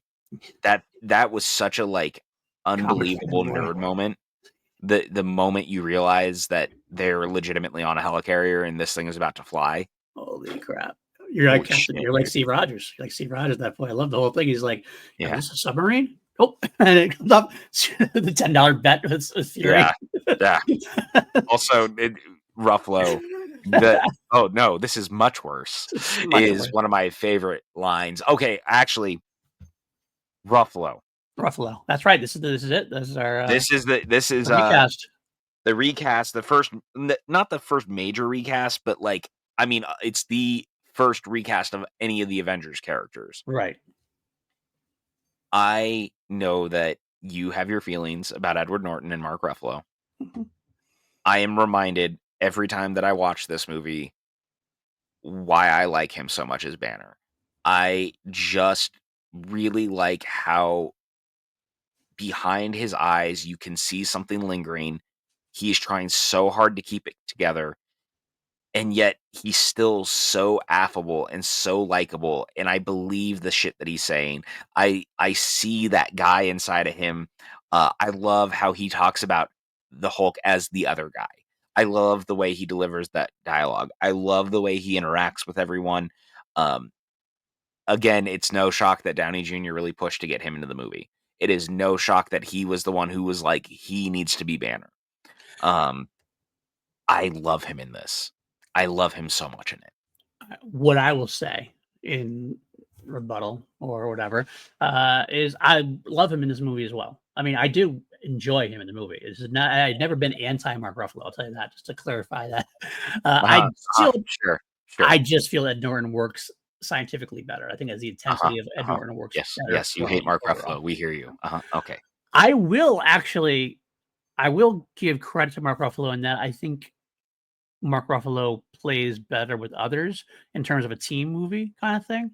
So that I do like. I will almost say that Mark Ruffalo probably is a better choice for the Avengers, working with Tony and Cap and everything else. Like Ed Norton might have been too Tony You Stark. couldn't do it, man. Like it would have been too much trying to like Mark Ruffalo knows to back kind of knows his role, so to speak, as far as like Yeah. where he sits on the chart as far as that goes. But it's really you have Cap and Tony and Cap are the two guys who got to be on top, kind of dueling it out over like the leadership kind of vibe. Thor is that I'm above everything kind of thing. Ed Norton would add a little more too much to that mix, I think, of trying to play that role too well. And this is someone who loved Ed Norton in Incredible Hulk, but I do think the Incredible Hulk movie itself, or that movie, Ed Norton was right. And for a Hulk solo movie, I still think Ed Norton would be better. But I will give you that Mark Ruffalo does work really well, especially in the team setting. So I'll give you that. How about that? I love hearing when I'm right from I you. I love when I hear that I'm right from you. love that. That's what you got from that. That I'm admitting you're Yes, right. thanks. I'm not. And that is how I'm going to look at it. I am correct. You are wrong. It's fine. I love you. Hey, I don't mind a good recast if it works, and it works enough. Like this is like Jimmy Smithson and Ben Bratt in Andor recently. Benjamin Bratt. Spoiler, Benjamin Yeah. Bratt. I thought it worked very well over there. So I would prefer Jimmy Smithson in the role still because that's who Sure. did it. But Benjamin Bratt has done a great job in Andor. This is kind of similar case. I enjoy Mark Ruffalo, and the thing is, I love Mark Ruffalo as a person, as a like a celebrity or whatever. Like he's so affable, he's so like lovable in interviews, and like he's fun to be with and fun when he talks about it and everything else. That much I love. I just I got introduced to Ed Norton. I love that him in that role. It is what it is. I just have my preference. No, I get it. I get it. It I doesn't. just also love Science Bros. Like, I just think that's such a great thing, and like him and it's because I really like him and Downey Jr. together. I just their interaction, their chemistry, it's so good. There's a moment when when Stark is trying to explain things to Cap, and Cap doesn't quite get it, and so he like looks at Banner, and Ruffalo espouses whatever dialogue it is, and he puts his hand out to give him a blueberry. It is like he's giving him a treat. It makes me laugh Yeah. every time.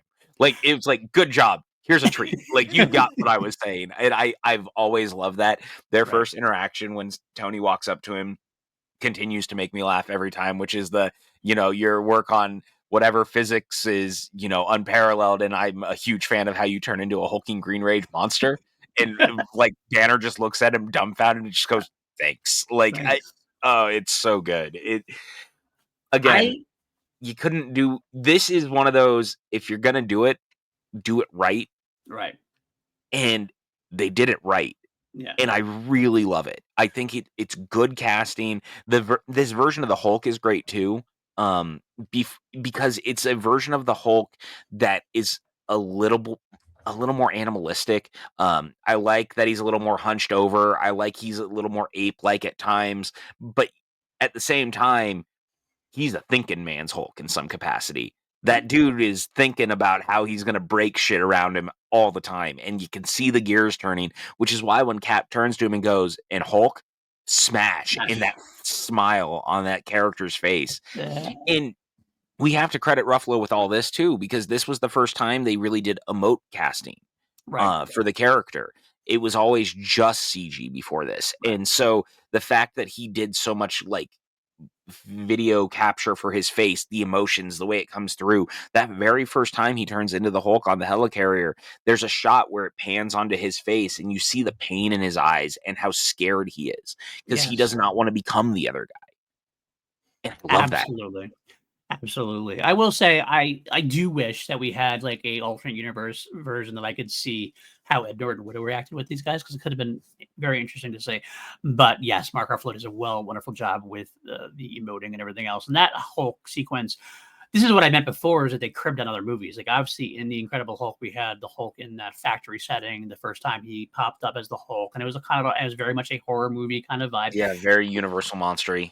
They repeat that beat a little bit here for the Avengers, but like it's so damn good, and they do it actually even better this time around. Like, I don't know what necessarily Louis Leterrier as the director of Incredible Hulk did well, but Whedon really knocked this particular change out of the park as far as that horror vibe. It was using the noise, using the encapsulated space. It is using ScarJo's reactions to things. Everything about that worked. And like the scene where like she's like running away from him and he's like running behind her in the doorways and crunching through the doors that she's like just speeding through. Wow, my heart was like racing. I'm like, oh my god, this is freaking scary at this point. He was a scary, scary monster, and that's just it worked so well having Mark Ruffalo actually do that, which and I think that actually adds to it because it felt more. It's a weird kind of thing to say, but it felt more human. It felt more like an actual character there, not just just a creation. Yeah, and I gotta say, like, because we talked about it a little bit in our Hulk podcast on top of it, like, one of the things I really appreciated was I really love that I finally saw the Hulk doing Hulk things in that movie. Yes. But this Yeah. movie, it takes it to a different level. And it's because you're seeing him actually go toe to toe with these aliens and his interactions with the people around him. And I think that is one of the biggest takeaways from this movie in some capacity is that at the end of the day, this movie is such an ensemble piece that Mhm. really comes together and works because it's these characters actually work really well together. Not like as a team, they do by the time it's over, but I mean, like, as a group, it really interacts the right way, Yeah. and you just really feel it, and it's really powerful, and it's really good.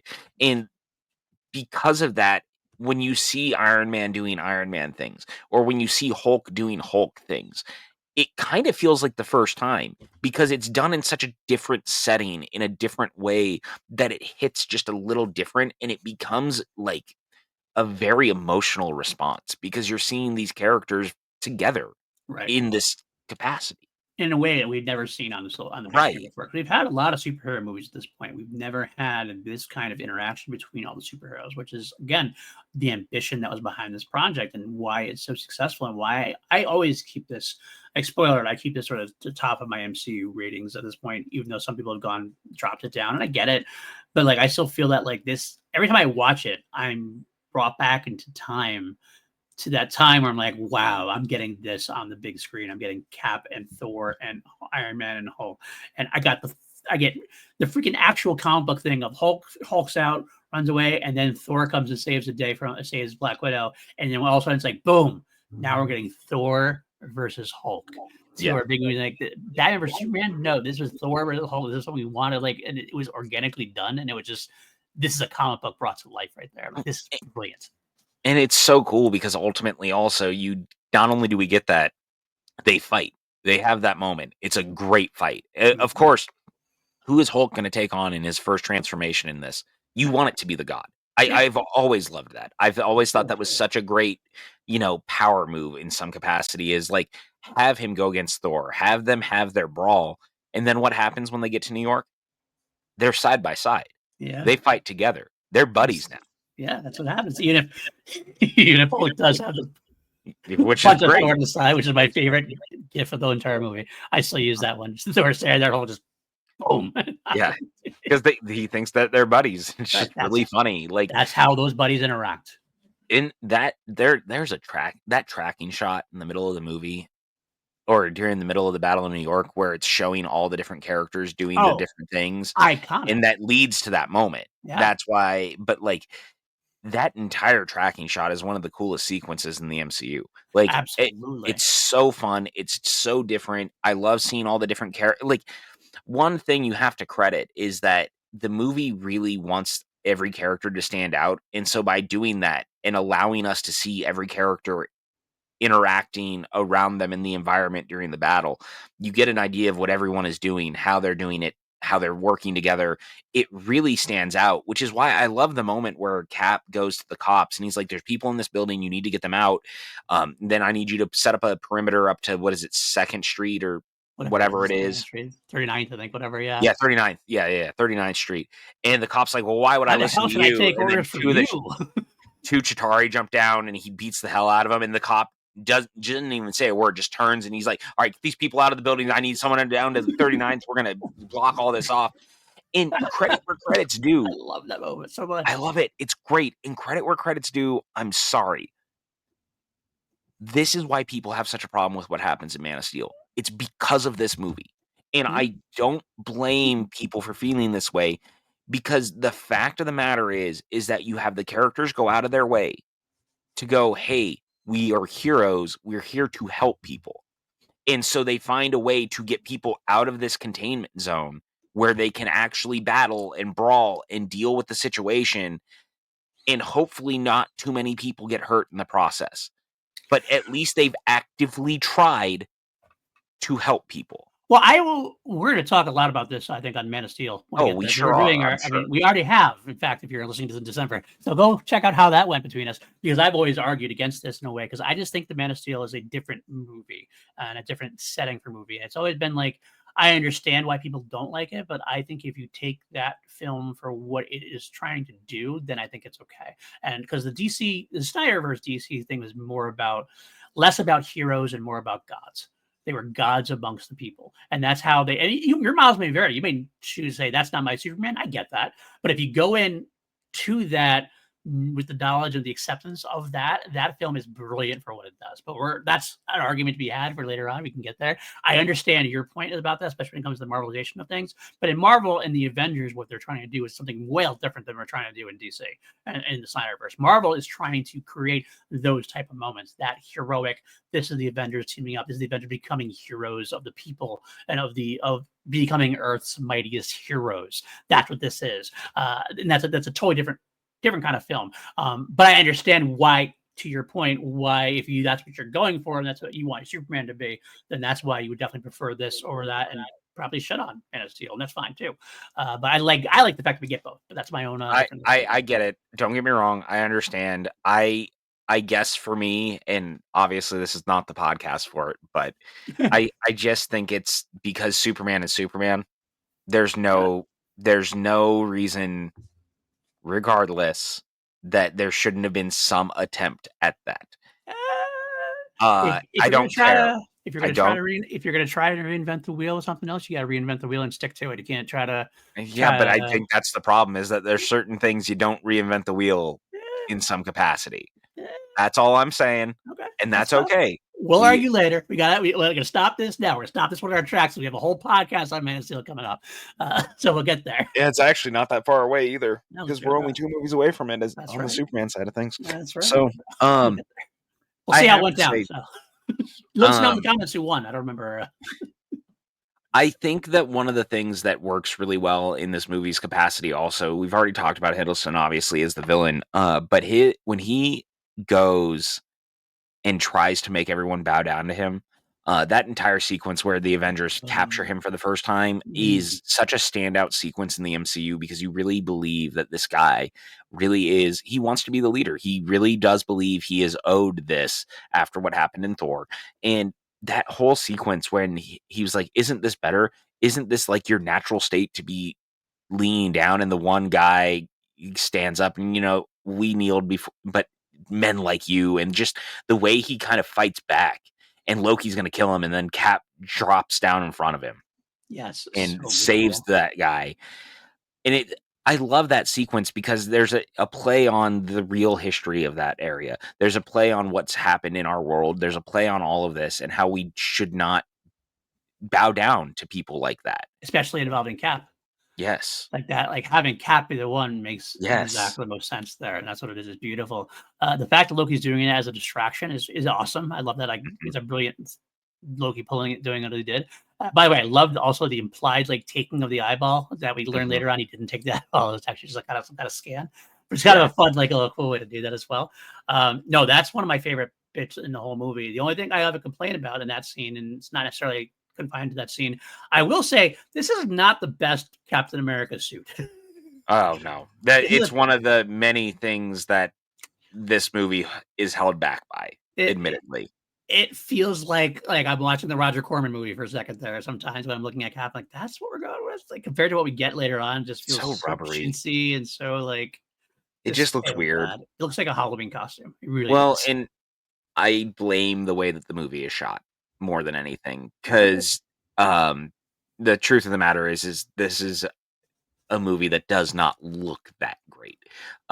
It is very clearly being done by someone who has really only done television, and that's Mhm. not like a dig. It's just kind of the facts. Because even Serenity, we have to remember when he made it, he shot it flat, and then they just put bars on everything because he Mhm. didn't know how to shoot wide yet.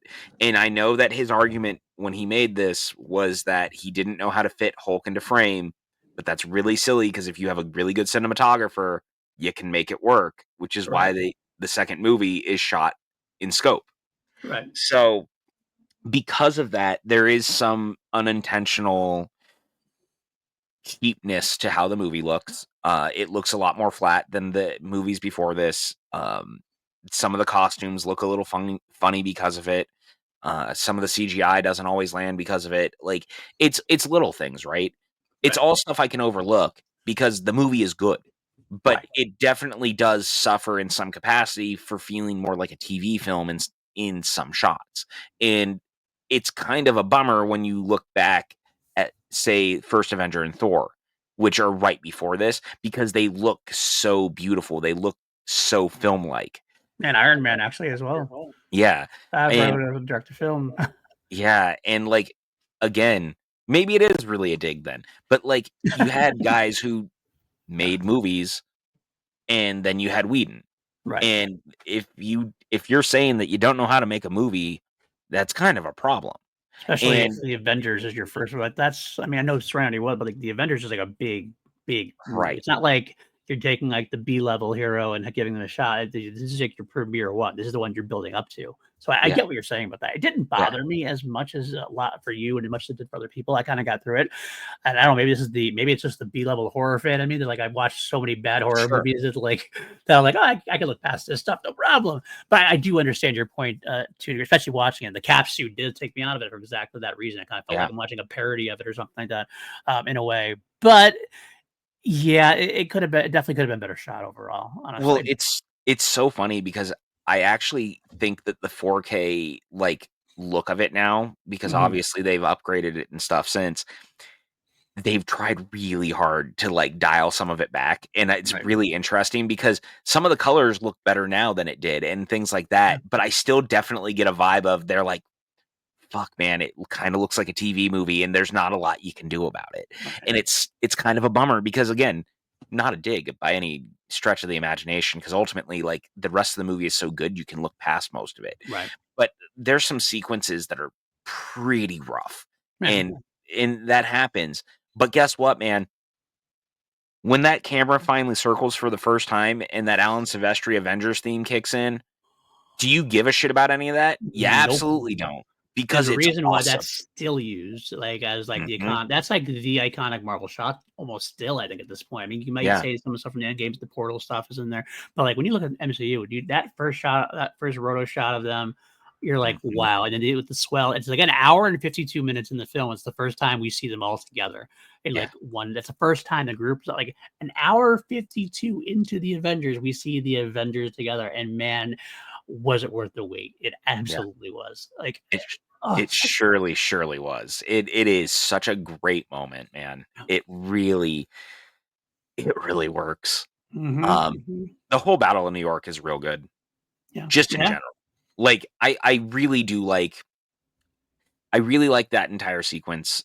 I think it being a New York-based attack, kinda very, disaster movie makes sense, because New York is the easy one. We've put it in all the different disaster movies. So why not have the alien invasion happen in New York? And mhm. the fallout of it continues to be interesting because they've built off of it in so many of the shows and so many other movies. And I mean, again, it's part of the crux of Thunderbolts that literally opened this month.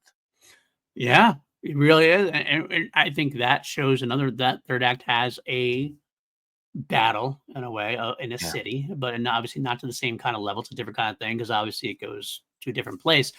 But the action sequence itself, like it shows that it holds up. It holds up very well with Mhm. the idea of it. So it reminded me a lot of it, to be honest with you. Well, and I mean, that was very intentional, obviously, Of which course. is what I really appreciated that because there's something to be said. I was listening to some podcast the other day because I listened to the Spotify, like, what is it, like your drive to work podcast or playlist that they make you every day. So it'll Okay. play like songs that you listen to, and then there will be like a 15 to 20 minute podcast between every 4 songs. Oh, okay.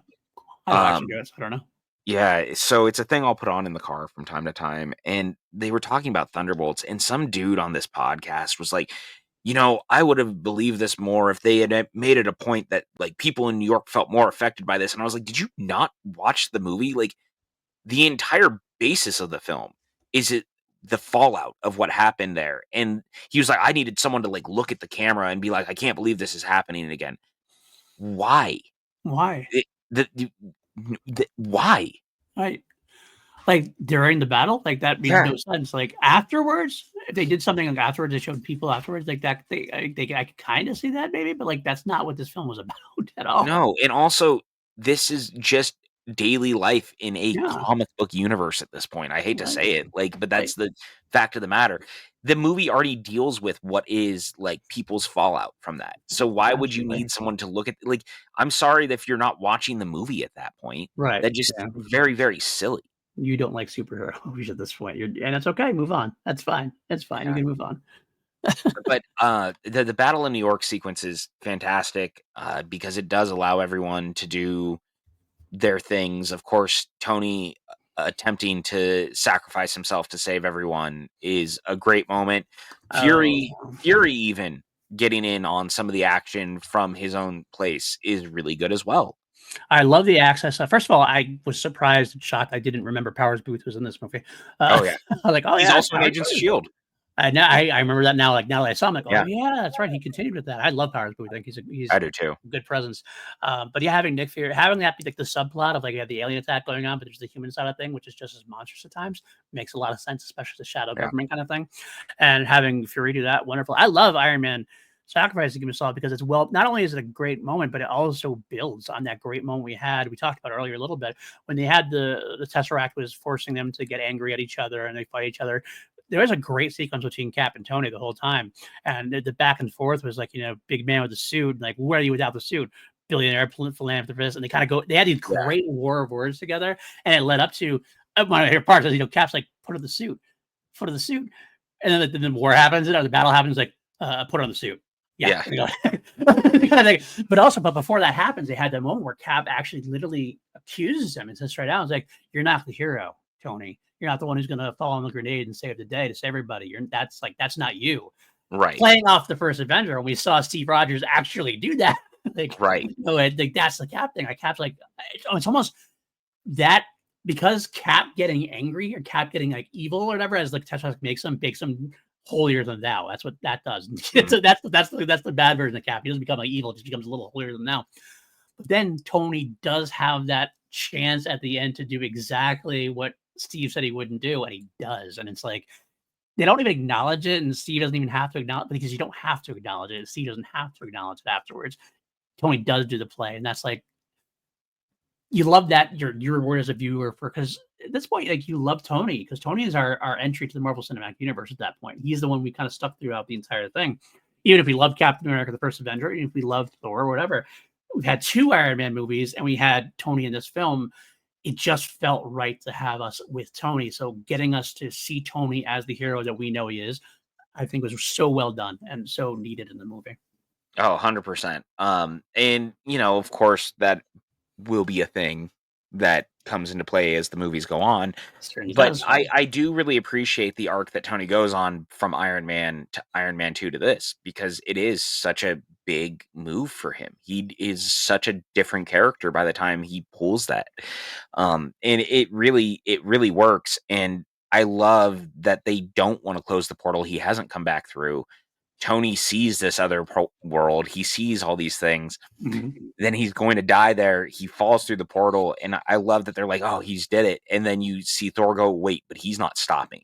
Right. And like even Thor being that scared and that worried, and he's gonna go do something, and Hulk catching him Of all people, it's Hulk of that all does it. people. Love But that. my favorite is he catches him, they land on the ground, and Hulk tosses him aside. Like, just straight up tosses him aside. Not, like, nicely puts him down or anything, he just goes, "Thud," and just, like, lets him land on his face. I also love the fact, right, so Tony's not breathing still at this point. Yeah, And it's so stupid. It is absolutely so stupid that Hulk's yell, like, brings the I love it, though, it makes me but I laugh. love it. Exactly. Made me laugh like, "That's great." It's so stupid, you accept it. Some things you have to have that acceptance of in these films, and that was one of those things, like, that he yells, and I started laughing, with, "That's great. That's so perfect." Oh, dude, it was so good. I loved it so much, and I love the "Tell me no one kissed me. No one kissed me," like, his whole thing, and then it what happened? Well, We won. we won. Alright. Yay! Yay. Yeah. Just so, like, defeated and just so tired, and you're just like, "Yeah, but it's so good." It really works, and then I love he's like, there's a "You guys wanna go get food? There's a shawarma place a couple blocks over. I've never I had tried. shawarma, but I wanna try it now." Like, that whole bit, and of course, the post-credit scene being that is hysterical. Yeah, it is funny. That's not the first time, I believe, I wanna say, yeah, it's the first time that the post-credit sequence wasn't leading to anything else. Like, it was just Yeah, kinda like, correct. "We're just gonna have a little bit of a fun here," because this was, like, the end. This is the end of there at that point. At that point, it was, like, leading up to that. Now what are we gonna do from there? Luckily, they were able to build up from there and go through there. Uh, God, there's a lot of good stuff in this film still, though. So many things we haven't even talked about yet. I'm like, looking through my notes and stuff. By the way, the first beginning of this film, we get Shield right away, and we get that first bit of the Avengers theme. And Mhm. man, I gotta tell you, did that stir something in me? Like, just the beginning, when I was like, Mm. it just made me Dun, perk up, going, dun, I'm dun, like, dun, yeah. "Oh my Well, it's so God." funny because I remember when this came out, and there was a lot of talk even when it came out. There was some of the, like, film blog reporters who were like, "The Avengers score isn't memorable. No one's gonna remember this score. No one's gonna think about it ever again," and, like, there was real complaint about that, and I I was like, remember. "You're out of your fucking I'm like, mind." really? I already listened to the Yeah. same thing. And yeah, I fully agree, man, because that is a powerful moment and a powerful score nowadays. Maybe it's the fact that we've used it over the course of time. Maybe time just kind of proves wrong. Sometimes you don't hook onto things right away, but then once you do, you do. That's definitely the case with this one. If you didn't hook onto it, then you definitely hooked onto it by the time when we were just coming around an Endgame or Infinity War and Endgame at that point. Mhm. Uh, Beautiful stuff. Alan Silvestri.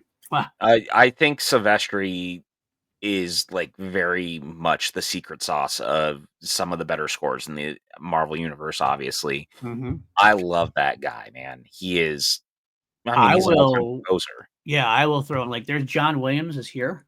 Like, there's that second tier, which is like a A2A tier, and Sylvester is in that tier along with, Yeah, like, with, like, Jerry Zimmer, Goldsmith, Zimmer, um maybe Giacchino, maybe at this point, oh, Michael. easily. So, Definitely you Giacchino, know, and Horner, maybe.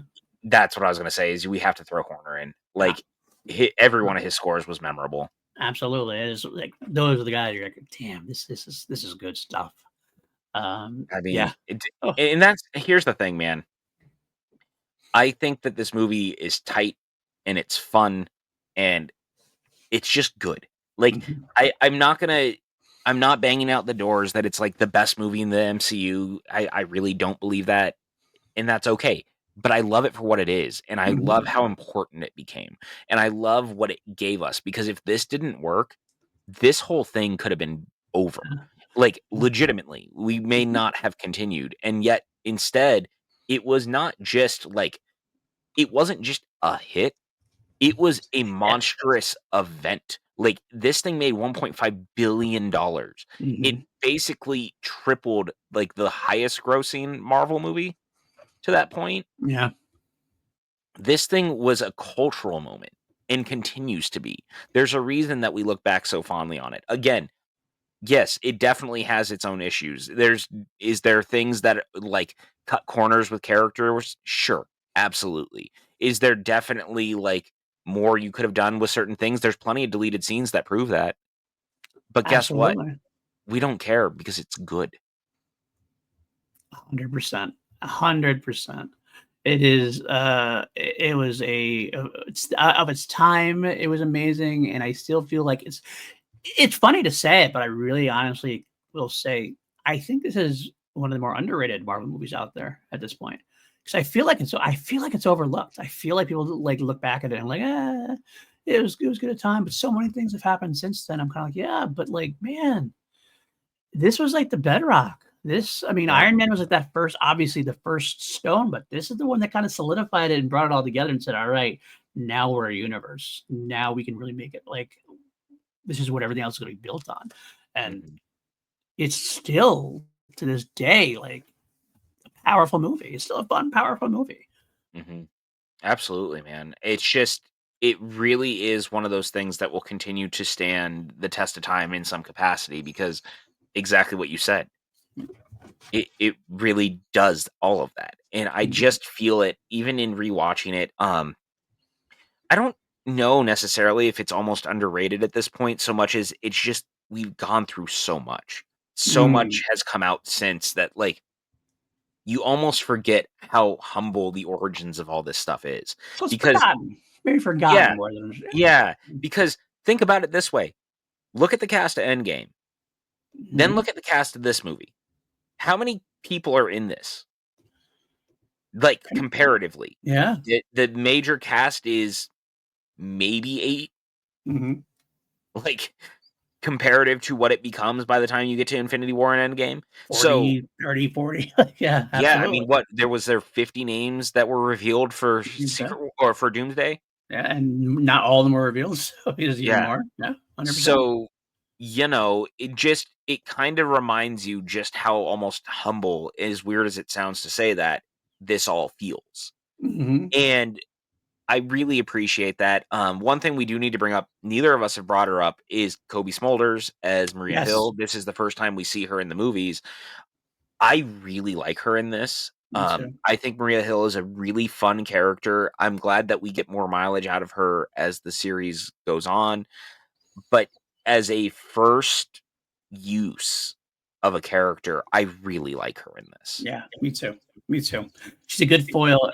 Fury is a great character to have, but he needs that kind of like second. And the fact that we have Coulson leaving us in this film, we needed to have someone there to back him up, back be that second character.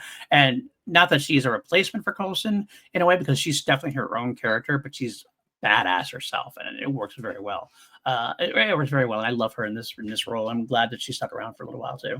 Me too. I really hate that she was killed off in Secret Invasion. Yeah, I thought What about a mentioning that, but no, I know, but like such a waste of a great character for no reason. yeah, that's Secret Invasion itself. All of it was such a waste of a. Like, I can't believe first of all they did Secret Invasion as a Disney Plus show. Like that concept screamed like big Avengers crossover thing, like Doomsday or Secret Wars. Honestly, Well, that it also just screams an entire phase. yeah, yeah, absolutely. The whole thing, you had so many potential things you could do. And talk about reboots. That was an actual, absolute another way they could have rebooted the universe as well with the whole Yeah. Skrull invasion kind of thing. I just literally read Secret Invasion. It's like talk about one to one. I'm like, yeah, Civil War and Civil War were a lot different, but they had the same amount of weight in the universe. In this Right. case, Secret Invasion was huge in the comics. It was like a fart in the MCU, basically. It didn't have any really long lasting things at all. It even undercut some things, to be honest with you. There's that question about when Don Cheadle's War Machine was replaced and all this. The whole thing was just a mess. And it's unfortunate that that's the last we're going to get from Nick Fury, I think. I don't think we've had Sam Jackson in another one since then, have we? He's supposed to be in Doomsday from what I understand. I hope so, because I don't want the Secret Invasion to be the last we see of him in this universe.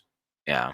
But yeah, But I don't know, man. Like at the end of the day, uh I'm still just very impressed by this movie more than I'm not. Um Interactions are amazing with the cast. The characters gel. The action is fun. It's memorable. The sequence where Banner is put into like Hulk is put into or Thor, I'm sorry, is put in the Hulk chamber and dropped is great. amazing. That whole thing plays great. Hulk fighting the jet fighter and getting blown off, it makes me laugh every single time. Target The angry, target angry, target angry. So good. And I mean, it also gives us, you know, the most arguably random cameo of all time in an MCU movie. and I'm not mad about it in any capacity, but it's just so random that Harry Dean Stanton is the guy who finds him. Like, I love it, but it's Harry Dean Stanton. Like, it's so random. It's so funny. And the way he's so not affected by seeing the Hulk drop from the Yes. sky and destroy the building and turn into this human guy with like no clothes on. He's kind of like, well, yeah, you messed up some pigeons though. It's like, It's so good.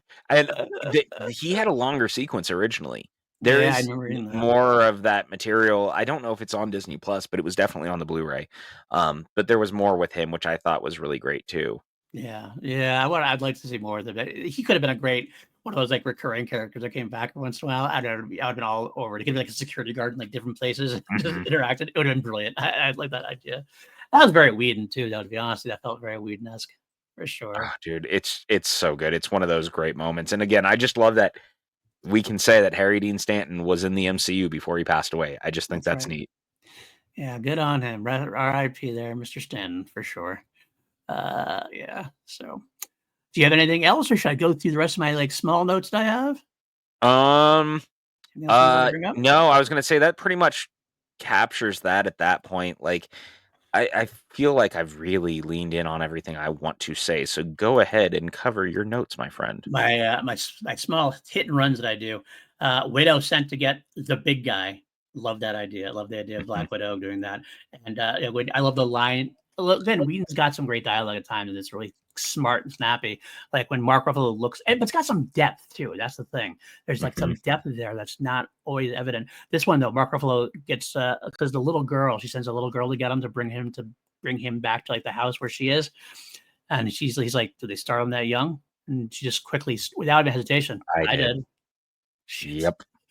I also Oh, I also love I love Banner's introduction to that point and the should have gotten paid up front banner when the yep, little girl jumps out the window. yep. So good, so good. I also, speaking of that dialogue thing, what a great, deep, like dark moment when Banner admits like trying to put a bullet in his mouth, and the other guy was Mhm. like, and I put a bullet in my mouth, and the guy spit it out. And it's like, Well, and what is that a reference to? The original okay. opening of The Incredible Hulk that was cut out of the movie. Mhm. Yep, So I like absolutely. that that got canonized in the, as that went. Also, not to step on your notes, but I Go ahead. must interject real quick. Go ahead. Sir, Yes. the Hive remains protected. Amazon officially has distribution rights for The Beekeeper 2, which starts shooting this fall. Yes, protect the hive. Jason Statham Protect is the hive. returning and Timo is directing. I'm excited. That's exciting I am stuff. too. Very good. I knew that I had to interrupt our broadcast real quick. Of course, you're interrupting it in December. The movie might be out already. Who knows? And actually, in December. This is probably in March or who knows what it Yeah, is. we Either might way, have you a might be trailer watching by it. the time this is, but it starts shooting this fall. Jason Statham is returning We as the might have Bee. announced. You might have announced covering the Statham universe as it is. Well, I mean, yeah, what is this? Jason Statham 38 at this point? Right. Absolutely. Mhm. Oh, good stuff. That good stuff. Other quickly ones. I love the title card, like because they have this whole big introduction, like right, like Loki taking the Tesseract, destroying Shield headquarters. The world's in danger. What do we do, sir? Then the Avengers title card comes up and the music plays. Like that's the great like fist pump. Like here we go moment. Let's see. Tony and Pepper have such good chemistry again. Like really sells Mhm. that whole time. Him and introduce Colson to the mix, the back and forth between those three. Bill, I thought his name was Agent. Oh, Every next time, my name's your name's on the building. Next time, my name's on the lease. time.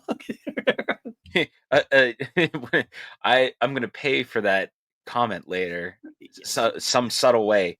Not gonna be so Not gonna be subtle. so subtle. So good. Speaking of Tony, I love the introduction then of Iron Man later on during that sequence where Loki's about to beat the hell out of Captain America, really. Mhm. And all of a sudden you just turn, you hear the Shoot song to play, thrill.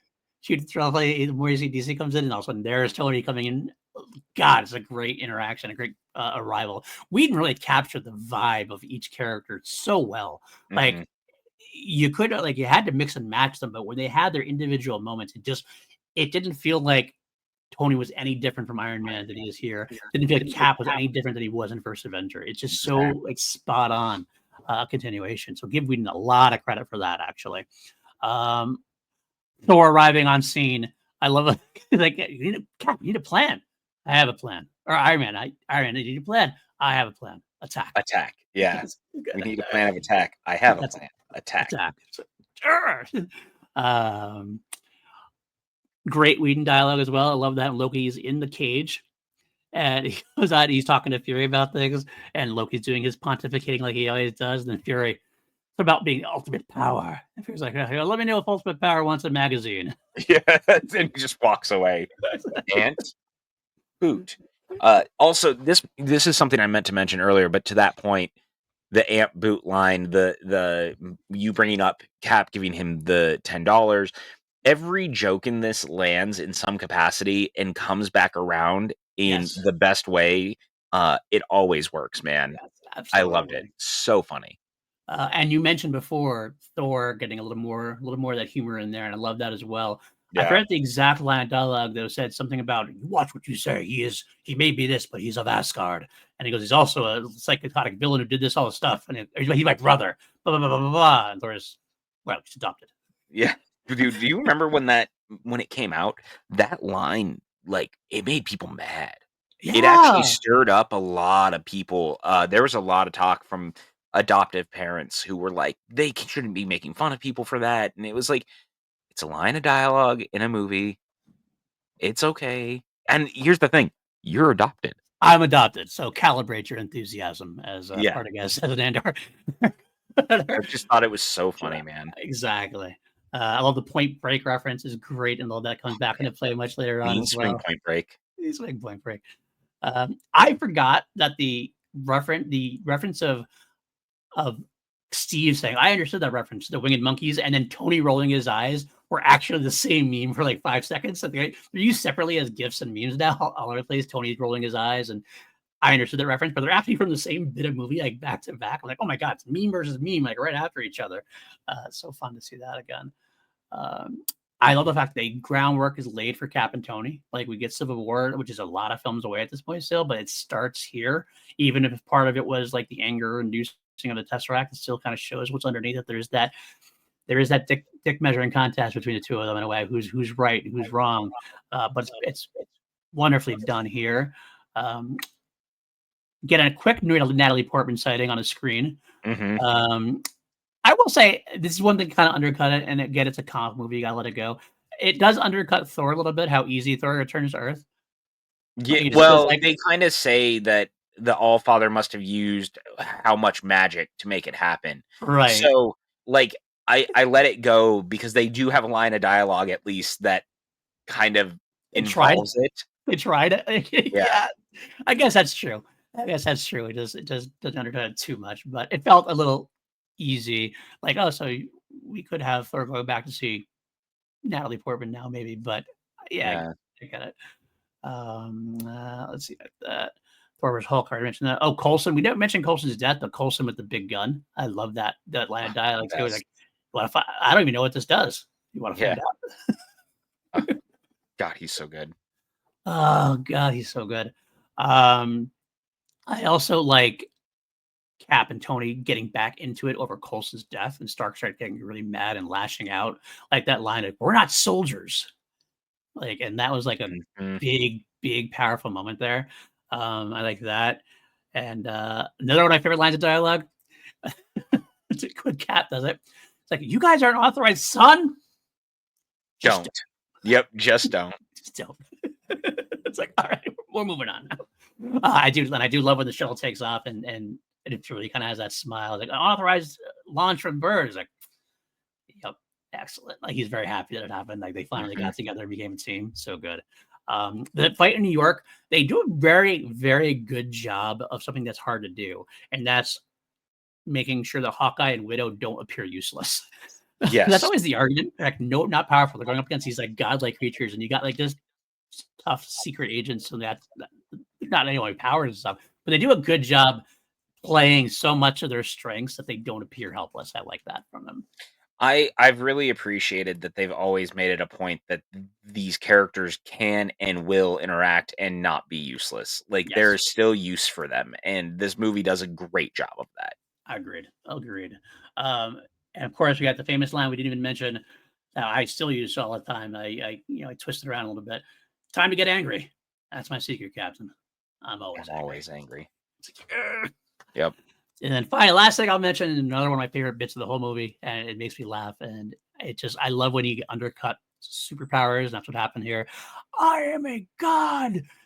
And Hulk just with Loki Puny back, with God. puny god. And you just see the turn to see Loki just like, God, it's so good. It's one of my favorite, man. it is, it is, it is. It makes you even overlook the obvious rewind moment that happens.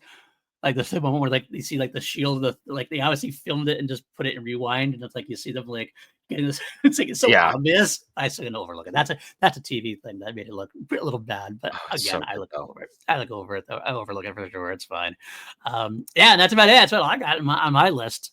What a great film overall. Great fun moment. I'm so glad we got a chance to revisit it, and I was afraid it wasn't going to hold up because I hadn't watched it in a while, and I've always espoused such love for it. I was like, maybe I'm wrong on some of it, but I'm happy to say I'm not wrong, No. and I really enjoy it, and I can't I wait to say. Yeah, I was gonna say it's so funny because honestly, for as much as I'm like clearly I'm not as high on it as I used to be because Mhm. again, it's not anything that necessarily other than I do think the movie looks not great, Right, but it's paced well. The character stuff is great. It's just we've come so far, and I tend to like some of the other ones more than this. That's not necessarily a detriment to this movie though, because going back, it right, was a nice reminder to be like, oh yeah, actually, this movie low key kind of rocks. Like again, for an Avengers film that is the first Avengers movie to work as well as it does, to clip along the way that it does, there's really no fat on this thing. Like it pretty much rockets from beginning to end. Um, right. like no time is wasted, nothing feels out of place. By the time it's over, the 2 hours and 20 minutes just pretty much flies by. Like it 100%. it really just rockets through because even last night rewatching it, it was like, man, this is the good stuff, and I love the whole end of the movie when you're seeing the people's reactions to the Battle of New Yeah, York and, like, how all of that. It's really humanizing to the MCU, it's really humanizing to the characters. All that stuff works, man. right. Especially So good. because like it's actually interesting to see that some of them aren't like our little anti-Avenger at that point in a way. Like I think that's actually Well, nice to see just both more angles like of it. they feel like they're not being told things, and I like that, Yeah, because they're right. not wrong. It's good ground building in a way. It's not like all rah Yeah. rah superhero, yeah, kind of thing, which it can be at times, but that works. It works well the way they did it instead. So, all right, it's time to rate this some bitch. We always rate things on a scale of 1 to 11 here on PLD projects. I'll do the list we've done so far. Iron Man, we both gave a solid 8. Incredible Hulk, I gave an 8. You gave an 8.5. Iron Man 2, I gave a 7. You gave an 8. Thor, you gave an 8. You gave an 8. Captain America: The First Avenger, I gave a 9. You gave it a perfect 11. Correct. Marvel's The Avengers. PJ, where are you going to go with this So, all things being equal, looking past the biggest problems because of how much I ultimately end up enjoying it, I think I'm going to go ahead and give this guy a 10. one? 10. All right. Wow. It's funny you say that because actually that's exactly what I gave it. No shit, really? Yeah. No I, shit, okay. I yeah. love I gave it that. 10. Yeah. Like maybe I overshot my love for it. Maybe you undershot your love for it. Either way, I but we think hit in the that's middle. yeah, and I think we met in the middle because it is 100% like, I really undersold how much I do ultimately enjoy it, but still also acknowledge that, yes, it does still have shortcomings comparatively. I do think having seen Thunderbolts over the weekend and then rewatching this, it only kind of exemplified those issues for me in some way because it just reminded me that like, oh fuck, man, like what if Avengers really had like a beating heart on top of it? Like, Right. because there's something very different about the very damaged characters coming together in the way that they do and the way that it all plays out Right. versus these are like much bigger egoed characters who like they're not nearly as damaged in the same way. They're not I never believe that they're not going to be able to work together. I believe that that group is not going to be able to work together, and the fact that they do by the time it's over is amazing. I 100% agree with Yeah. you on that. And I think as of now, again, I got to see Thunderbolts again at some point. I'm gonna have to try to take a look. 'Cause I have a hard time like declaring that after one viewing, but I, I'm not. I think I'm there with you, honestly, on a Yeah. lot of it. So hopefully it's exactly what I think it is going to be, and I'm going to rewatch it and we'll go from there. But yeah, this was a great, solid beginning, and as we would know, you have this second to Captain America: The First Avenger for you, and I have this as my favorite MCU film so far. So Love that's where it. we stand at this point. And we have one more thing to rank. We have the Stanley cameo from the Avengers, which in this case is the guy being interviewed saying superheroes in New York. Forget about it, pretty much. Well, and it's I don't funny hear the because exact that line. was not his original cameo. He shot another cameo Okay. that was cut from the movie. And so that Oh, did he? I didn't know was that. yeah, and so that was added after because they had to cut the first one. What was the first one? Do you know? I can't remember off the top of my head. It exists. Let me actually, while we sit here, let me see if I can find the original version of it. Okay. Well, we have, while you're 'Cause looking for it, we have Hef from Iron Man, Gamma Victim from Hulk, Larry King from Iron Man 2. We have Truck Driver from Thor, the General in Captain America: The First Avenger, and now I call him the chess player in the Avengers. Where do you rank it while you're looking for it there? I mean, I think it's probably still below the one in First Avenger. I think that one's my favorite, so it's probably my number 2. Number 2. Okay, interesting. I actually have it as my second least Oh, favorite, to be you know honest with you. why? I just love it's him doing that. Like, Yeah. it's very silly, and I kinda like that they're making fun of themselves. Yeah. Yeah, that sorta thing. I get that. I get that. I mean, I still have I my favorite is the general as well, and I like but I like also when he does the other celebrities like the Hef and the Larry King of it all. That always makes me laugh. They do that, so Yeah, I like a little yeah, more. that's So to fair. me, it's between Thor and the Avengers. Like it's a truck driver who I did really like, but this guy comes a little bit second Ah, because of the pure giddiness of that. So I'm gonna that's go what with it the general there. was. Okay, Okay, what is it? so there was a deleted scene because they have that whole thing with the waitress that keeps appearing in the movie. There was Oh, yeah, originally a scene where Cap was actually in the diner kind of flirting, and she was kind I of remember flirting that. with him, I remember and that. yeah, so the waitress flirts with him, and he doesn't really know what to do, and Stanley goes, "Ask for her number, you moron," which would be my Would number have been 1. better. Would have been better. That Right. would be Yeah, my number 1. absolutely. That would have been number one as well. Fake, So so because fake, that fake Avengers 1 or deleted Avengers 1. That's my number 1. Okay. you know what? I say we put it in there. Sure. Unofficially, it is the number 1. I will throw that in. I'm gonna actually make it work. Hold on. I I'm love gonna this. deleted Avengers 1. There you go. Number 1. I'll say it's number 1 too, because I think that would have been my favorite as well. Perfect. Perfect. All right, that is going to do it for this week's episode, and the Avengers is done. We have come very far in our way. I'm so glad if you were on the Patreon or as a YouTube member and you're watching this in May, then awesome. I'm excited for you. And if you haven't, if you're watching this later on in like March of 2026 or whatever we are, Dare you? how dare you? But you can join now still. We probably have a lot more MCU that you haven't gotten to yet that's already on the Patreon or on the Marvel Cinema or the on the YouTube page. So give us a chance. Join our Patreon. It's such great people as Austin Goodell, Brendan Buckingham, great crew. And if you can't, I understand that as well. But like, subscribe, all that stuff, it's all going to come out eventually. And you can only help us fight the evil algorithm in so many different ways. And PJ, where can the folks find you? You guys can find me wherever social medias are sold at PJ_Campbell. You can always find me here doing this with this gentleman over here. If you're looking for me on socials, Instagram and Blue Sky, really, I don't really go to the bad place anymore. So, I got it. You can find me at the Blue Sky as well. It's my main one in Polynesian Blue Sky. I go to the bad place a little bit more. I'm only supposed to say for news, but I'm not really over there to contact me generally too much. But you can find me all over the podcast, obviously, all of this page rather. This is the PLD Projects page. I am PLD, so I am all over it. I got review where I go through the V franchise. I got Crown Jewels on my sister channel, which goes through the entirety of the Queen catalog. I have Holy Snokes, which I talked to Maddie Gunner about Star Wars, and Class Action, where we put up things up against each other. This is coming up now, and again, if you're on Patreon, coming up is The Accountant versus The Accountant 2. If you're in here in May or March or whatever, March of 2026, wherever it is, that's already happened, and there's been a lot more since then. So have a great time watching MCU with us. Excited that you're with us on this journey, and we will be back next time for Iron Man 3, I believe is next, correct? Iron Man 3 is next, and then after that, Thor 2. Iron Man 3, which is one of the films that you and I are definitely have been wanting to go to bat for. People are going to be mad at me. Well, it might be mad at me too, because I am lock, step, and key with you on this one. I know you are. So, Shane Black doing Iron Man. Going for a ride.